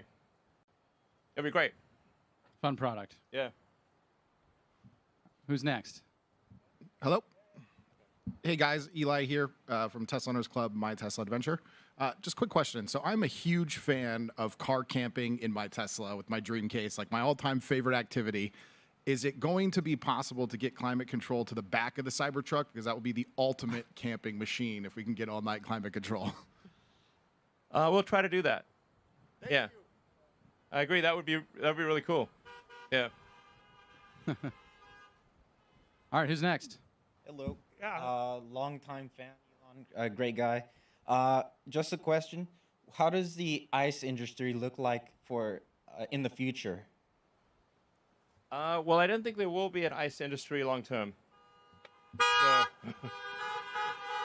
yeah. I mean, well, I guess there might be like a few things that are like, it's a like curious thing. Like, I mean, there's still like some steam engines made somewhere, but like they're just basically sort of quirky collector's items. I mean, that will be the future of the internal combustion engine car. Hi, Elon, to your left here in the white Model Y. Ryan McCaffrey from the Ride the Lightning Tesla podcast. Curious about Cybertruck. It was interesting to see where you had it in on the battery technology front. I'm sort of curious what you see for it in the production front. Is its volume, trucks are so popular in America, do you see its volume equaling the 3 or the Y in the future? And also, is were you able to get Tesla is able to legally be sold in Texas as part of the Giga Texas deal? Well, it's hard to say what the volume exactly would be for the Cybertruck. The orders are gigantic. So we have like, I don't know, well over 500,000 orders. I think maybe 600,000. That's a lot, basically. We stopped counting. So I think there's probably room for, I don't know, at least like a unit volume of like 250 to 300,000 a year, maybe more. Now we are designing the Cybertruck to meet the American spec, because if you try to design a car to meet the global, the superset of all global requirements, it basically, you can't make the Cybertruck. It's impossible. It really is designed for the American market, but this is the biggest market. Our North American market is the biggest market for pickup trucks by far, or large pickup trucks. And then I think for we'll probably make an international version of the Cybertruck that'll be kind of smaller, kind of like a tight Wolverine package. It'll still be cooler, but it'll be smaller because you just can't make a giant truck like that for most markets. So yeah, but it's going to be great. And I don't know. I think probably we'll be able to sell directly in Texas. We do pretty well right now, but it is a bit weird not being able to actually conclude a transaction in Texas. But it's got to be like a click on a server based in California. So, but weirdly we can do leasing in Texas, but not selling. But hopefully that'll get cleared up in the future.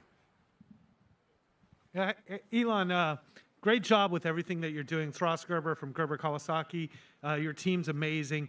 What I'm most curious about, these innovations are incredible, but on my drive up here, fully on autopilot for 400 miles, the entire state is brown, and this is ultimately about climate. Has there been some analysis done if all these things are achieved? What will its direct impact be on climate? Well, I mean, I think it will have a very significant impact because it will stop the CO2 ppm from growing as it is every year. And I mean, I should say, like, I try to view the whole climate thing for as a science question as much as possible. In science, you always question your hypothesis: is it true? Is it not true? Or assign a probability to a given hypothesis.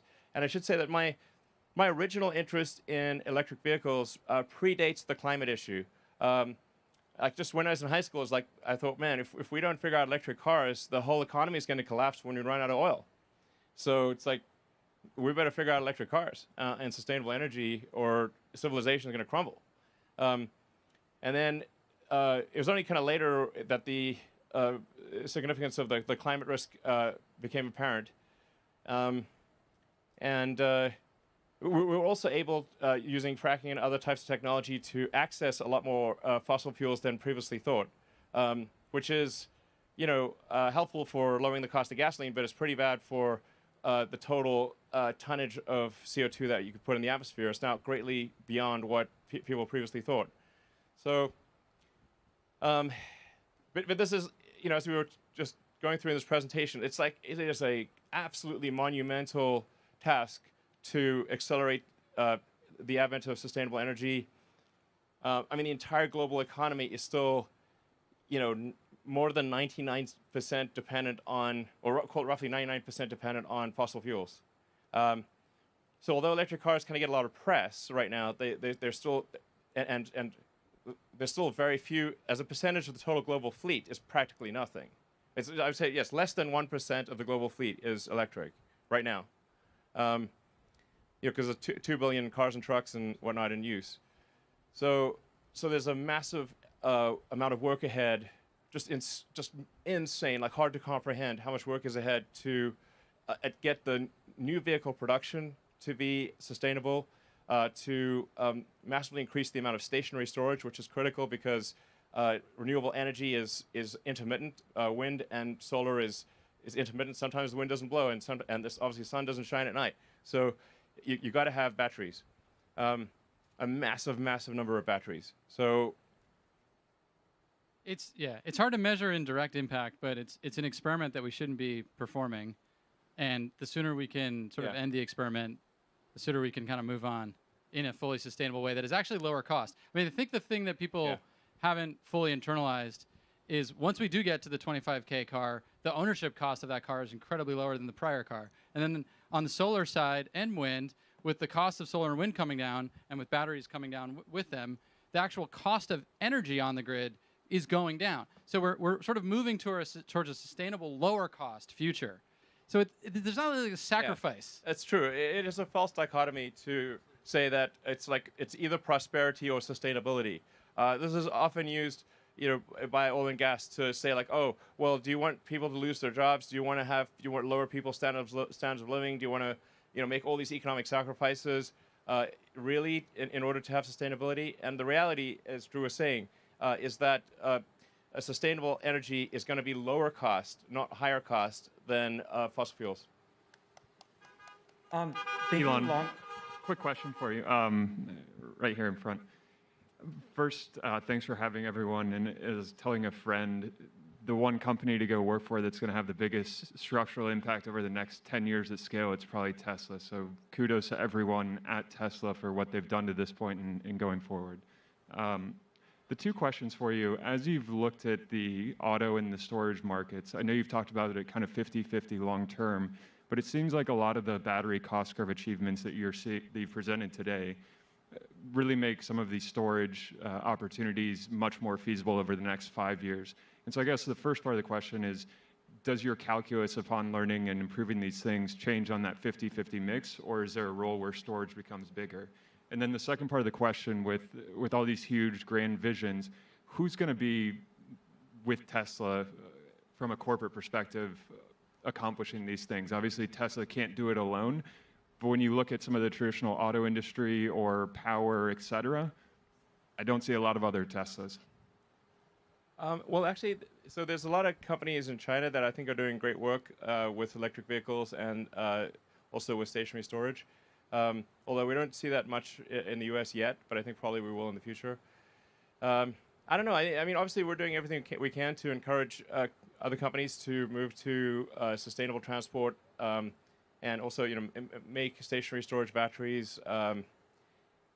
We opened up, made our patents freely available.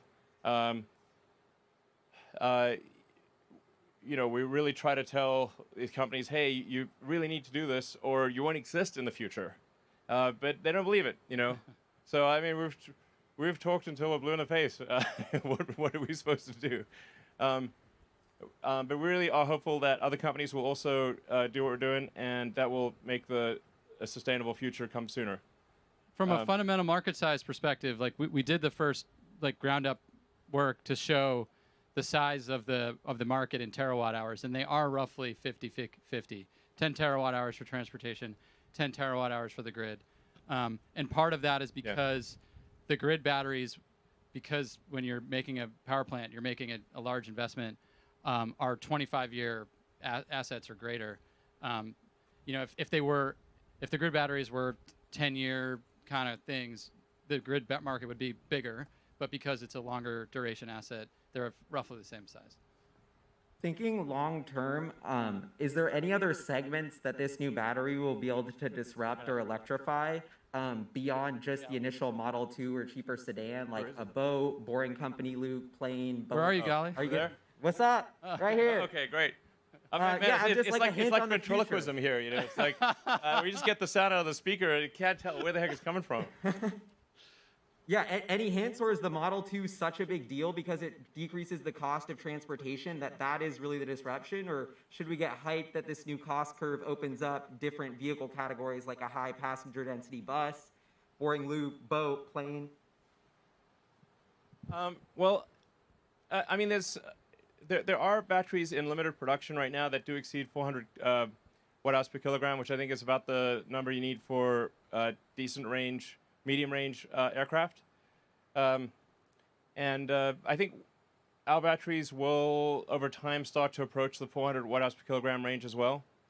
I mean, I think over time we'll see all modes of transport, with the ironic exception of rockets, transition to sustainability, or to electric, basically. On the rocket front, what we're planning to do is about 80% of Starship is liquid oxygen, and we're actually already running a power line to be able to use wind power to create the liquid oxygen. So we're making some decent progress on sustainability on the rocket front, but there's just no way to have an electric rocket, and it's important for the future of life and consciousness that we become a multi-planet species. So got to keep doing that. Hi, Elon. Hello. Josh Phillips here, retail investor. I have a question in regards to the lithium and nickel industries and the likely price spikes and shortages of high-grade materials the EV industry is likely to see if they don't act fast to address future supply. Tesla have clearly made the right moves that are necessary, but there's a real worry that the potential supply issues and price spikes will create a drag on the rest of the EV industry and therefore a drag on global EV adoption. What advice would you give to the EV and mining industries to quickly solve this looming hurdles? Because for a sustainable energy future, the spice must flow. Thank you. Yeah, indeed. The spice must flow. The new spice. I don't know. I think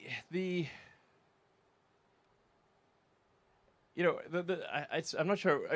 I guess we can try to like basically overdo it in cell production and perhaps supply cells to others. But we do see the fundamental constraint as total cell production. That's why we're putting so much effort into making cells and kind of trying to reinvent every aspect of cell production from mining the ore to a complete battery pack. Because it's the fundamental constraint. We're not getting into the cell business because we, just for the hell of it. It's because it's the fundamental constraint. It's the thing that is the limiting factor for rapid growth. But we could certainly try to overdo it on cell production and perhaps sell cells to others. Although we are going at absolute top speed, so it's not like we're holding it back. But I think just making really efficient cars and that have low drag coefficient, low rolling resistance, efficient powertrains. I mean that's kind of what we've done in order to make iron phosphate still have a good range. So the iron phosphate's lower energy density solution, but there's while there are some limitations on the total amount of nickel produced every year, there's really no limit on the iron. There's so much iron, it's ridiculous. So you can really scale up iron phosphate, at a raw materials basis faster, more than you can nickel. But yeah. And just to point out, when we were walking through this presentation, we intentionally separated all the different aspects. The benefits of structural battery apply to a iron-based cathode in the same way they apply to a nickel-based cathode. Yeah. So you get longer range iron-based vehicles, and also the silicon benefit can apply to the iron-based vehicles as well. So we can do a lot to extend the range of an iron-based vehicle, which is why it's a key part of the roadmap going forward. And then I invited Turner up here to talk about what the mining industry can do. Yeah. Diversification on the cathode side is obviously massive, and EVs are all about efficiency. And so for the EV industry, for the vehicle industry, we need to see powertrain efficiency really increase at all other companies matching Tesla powertrain efficiency so that everyone can have that diversified cathode approach where LFP is used in medium range and even really make a 300-mile vehicle with LFP. And really the goal that we were trying to present here was a model for vertical integration, strategic vertical integration that a lot of different people can do. What we need to see is vertical integration that shortens the process path from mine to cathode.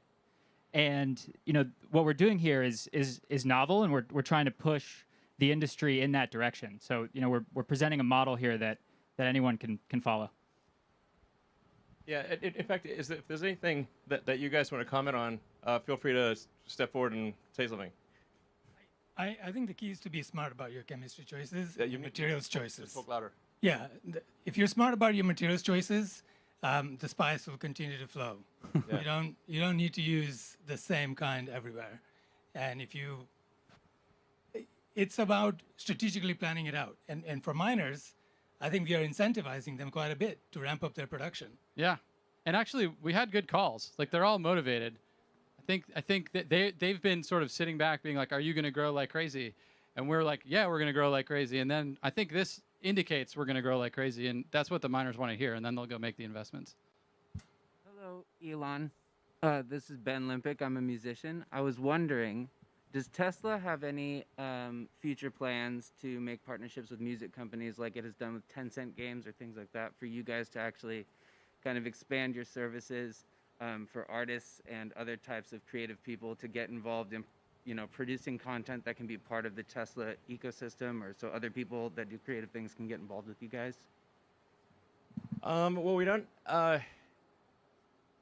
we haven't really thought about that much, but I suppose it's probably something we should think about. We will be providing a title on Teslas. So, we're providing, more music sources that people can choose from, and generally trying to improve the entertainment experience in the cars. And I think actually, as we go to a more autonomous future, the importance of entertainment and productivity will become greater and greater. I mean, to the degree that if you're just basically sitting in your car, the car is fully autonomous and driving somewhere. It's sort of like being in a, the car is essentially your chauffeur, and then the things that become important are, okay, well, let's have good entertainment, and if you want to do some productivity stuff, then that actually starts to become much more important because you're no longer spending your attention driving the car. So it will be extremely important in the future. Should we do some of the say.com questions? Yeah. Okay.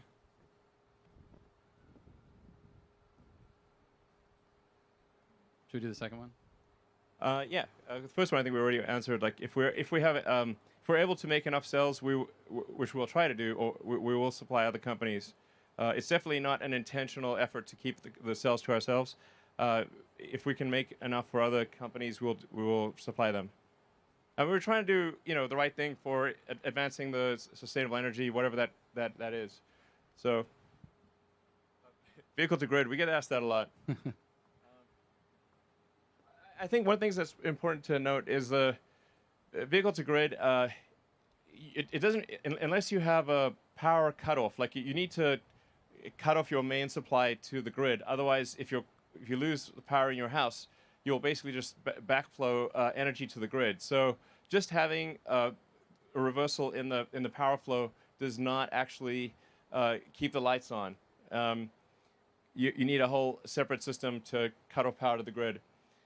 And I think there's also the case that people really want the freedom to be able to drive and to charge at their house. And it's obviously really problematic if you get to the morning and your car, instead of being charged, it discharged into the house, and then you're sort of, okay, now I can either drive or use the battery to power my house. I think it's actually going to be better for people's freedom of action to have a power wall and a car separate, and then it's everything works. And you add that, you basically combine that with solar, either solar retrofit or solar glass roof, and local battery storage. So you basically become your own utility, and then the car is can be charged also with solar. I think that's like the stuff that works. That said, like we can certainly do vehicle to grid. And I think we can basically enable that with software in Europe or something, right? Yeah. We are future generations of power electronics. We will be able to do this more or less everywhere from a energy market participation perspective. But yeah, from a backing up the house, and it just so happens that the way the North American connectors are on all the cars in North America, it doesn't matter whether it's the Tesla connector or the connector that the other vehicles have, doesn't actually support powering your home. It's unfortunate. So you'd need an additional hardware to do that. But yeah, in the future, all versions of our vehicles will be able to at least do bidirectional power flow for the purposes of energy market participation. But even for that, it's important to remember that your car isn't plugged in 24/7.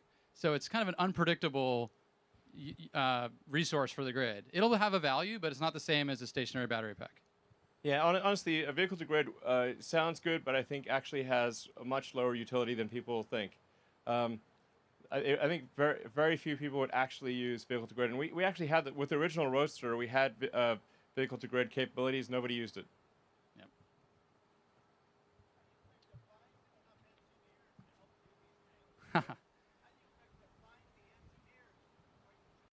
How do we find the engineers to do everything we're saying? How do we find the engineers to do all these things? I guess we recruit a lot of engineers from all parts of the world. I think Tesla has a good reputation for doing exciting engineering, and that tends to attract a lot of the top engineers in the world, because they know that their efforts at Tesla will really serve the greater good, and we're super hardcore about engineering. Tesla is like first and foremost an engineering company. It's like hardcore engineering is what we do. Like the sheer amount of hardcore engineering done at Tesla is insane. And if you look at, say, there's various surveys done of engineering schools, where do you want to go? Like, what's your top choices? And actually, the top two choices, last few years have been Tesla and SpaceX. So sometimes it's Tesla first, sometimes SpaceX first, but those are the two top ones. Yeah, I mean, if you are motivated to solve some of these problems, which are the hardest problems in the world to solve, that really fundamentally enable the future we all need, please reach out. Yeah, and help us work on these problems. Absolutely, and like you said, the battle is far from over. Less than 1% of the global automotive fleet has been converted to electric, and even maybe less than 0.1% of stationary storage has been done. So stationary storage has barely begun. Converting the global vehicle fleet to electric has barely begun. So there's still a massive amount of engineering work to be done at Tesla and other companies to accelerate this transition to sustainability. Hey, can you guys hear me? Yeah. This is Jordan from Mark Asset Management. So you've talked about the importance of the factory, and you've mentioned the ground-up design process and a lot of the new things that you're going to be doing or started to do in Shanghai, Berlin, and Austin. Can you just maybe help us understand and quantify like how financially meaningful all of those improvements will be? And then given what you're trying to accomplish as a company, is it fair to assume that the vast majority of improvement will be given back to the customer in the form of lower prices? Yeah, I mean, I think certainly we will try to give back as much as possible to the customers. It's not like, it's not like Tesla's profitability is crazy high. Our average profitability for the last 4 quarters is like maybe 1%.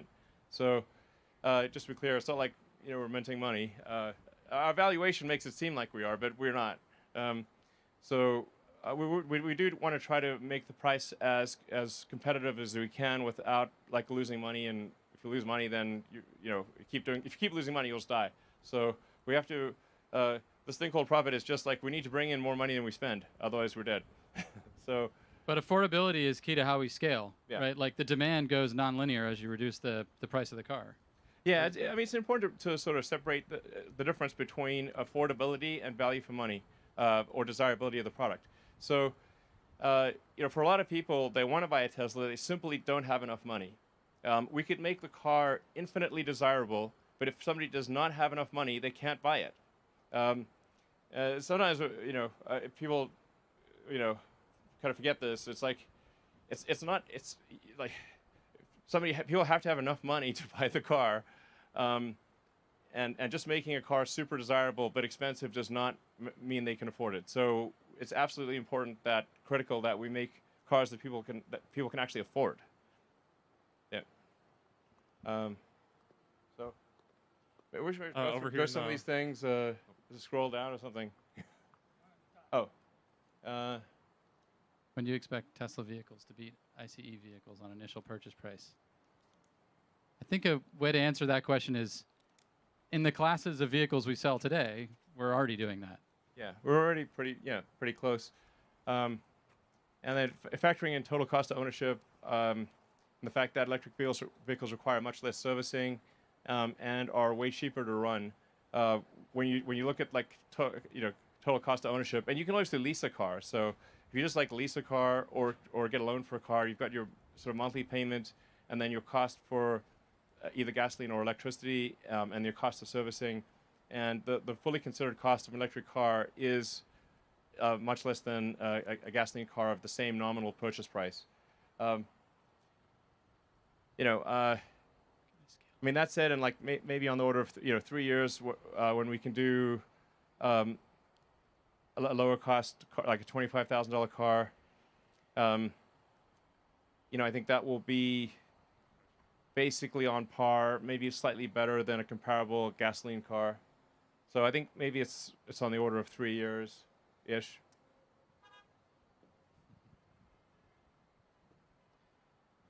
How have the technology advancements and increased vertical integration of battery manufacturing influenced your ability to improve the environmental and social impact of the supply chain?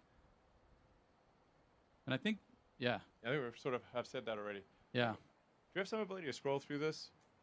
Just scroll away. We covered recycling. Yeah. Well, just scroll until we've got stuff that we haven't covered. Well, we definitely covered that top yeah, one. a lot of these things we've already answered, I think.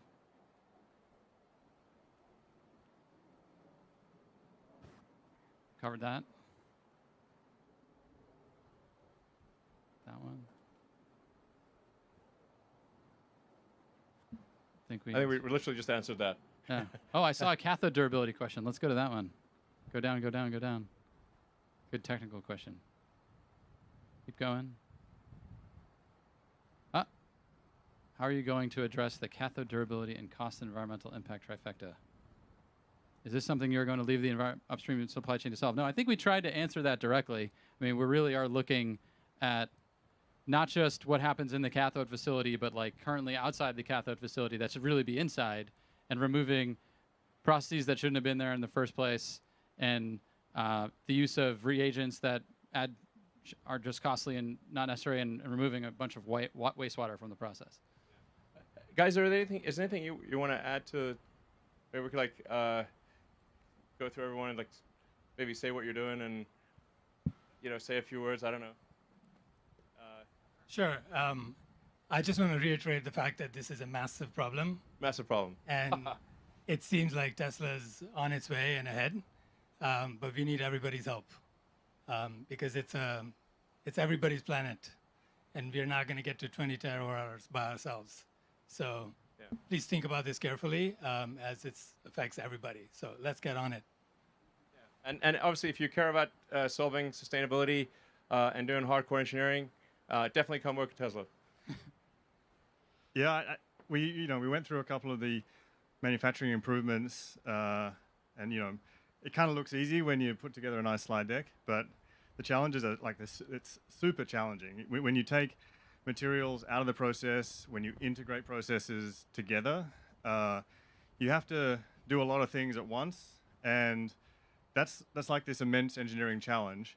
And so, to appreciate that, you need, to get through this, we need, the best engineers we've got. And we've got this awesome team. I just want to shout out also to all of our team watching.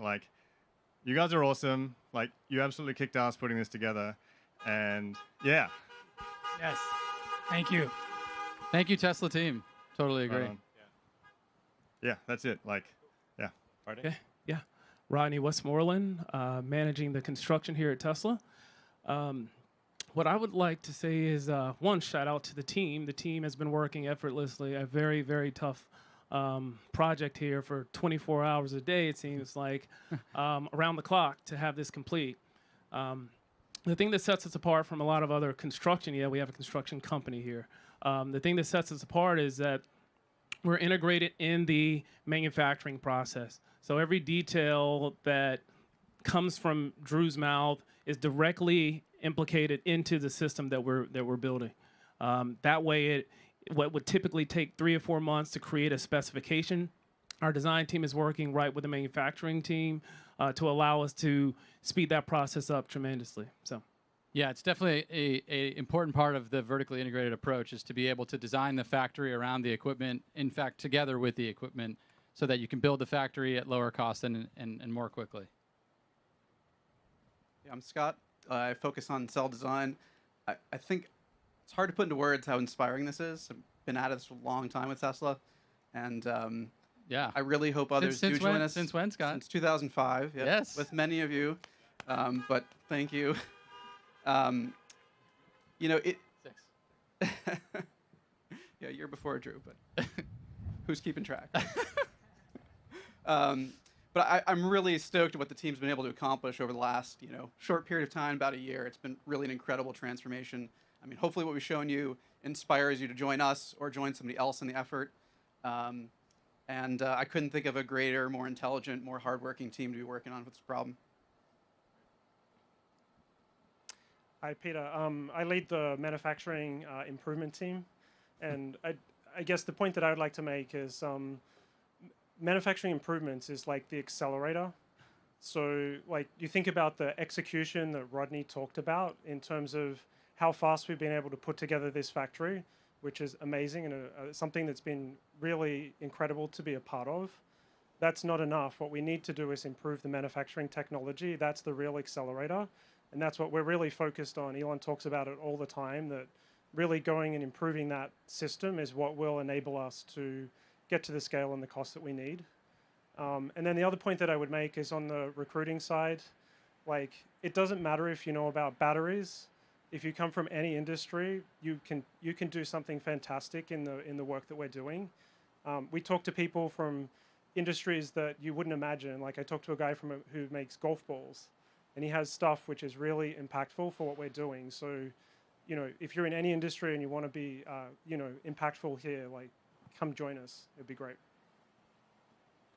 Hi, excuse me. Hi, I'm Tony.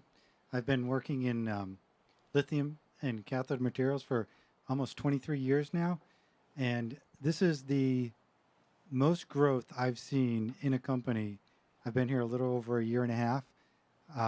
We're hiring amazing people that are allowing us to leverage technology that most of the industry is struggling to achieve. So to answer the question, how are we going to do this? We are really advancing the materials manufacturing for cathodes and for lithium beyond what has been accomplished in the previous 20 years. It's exciting.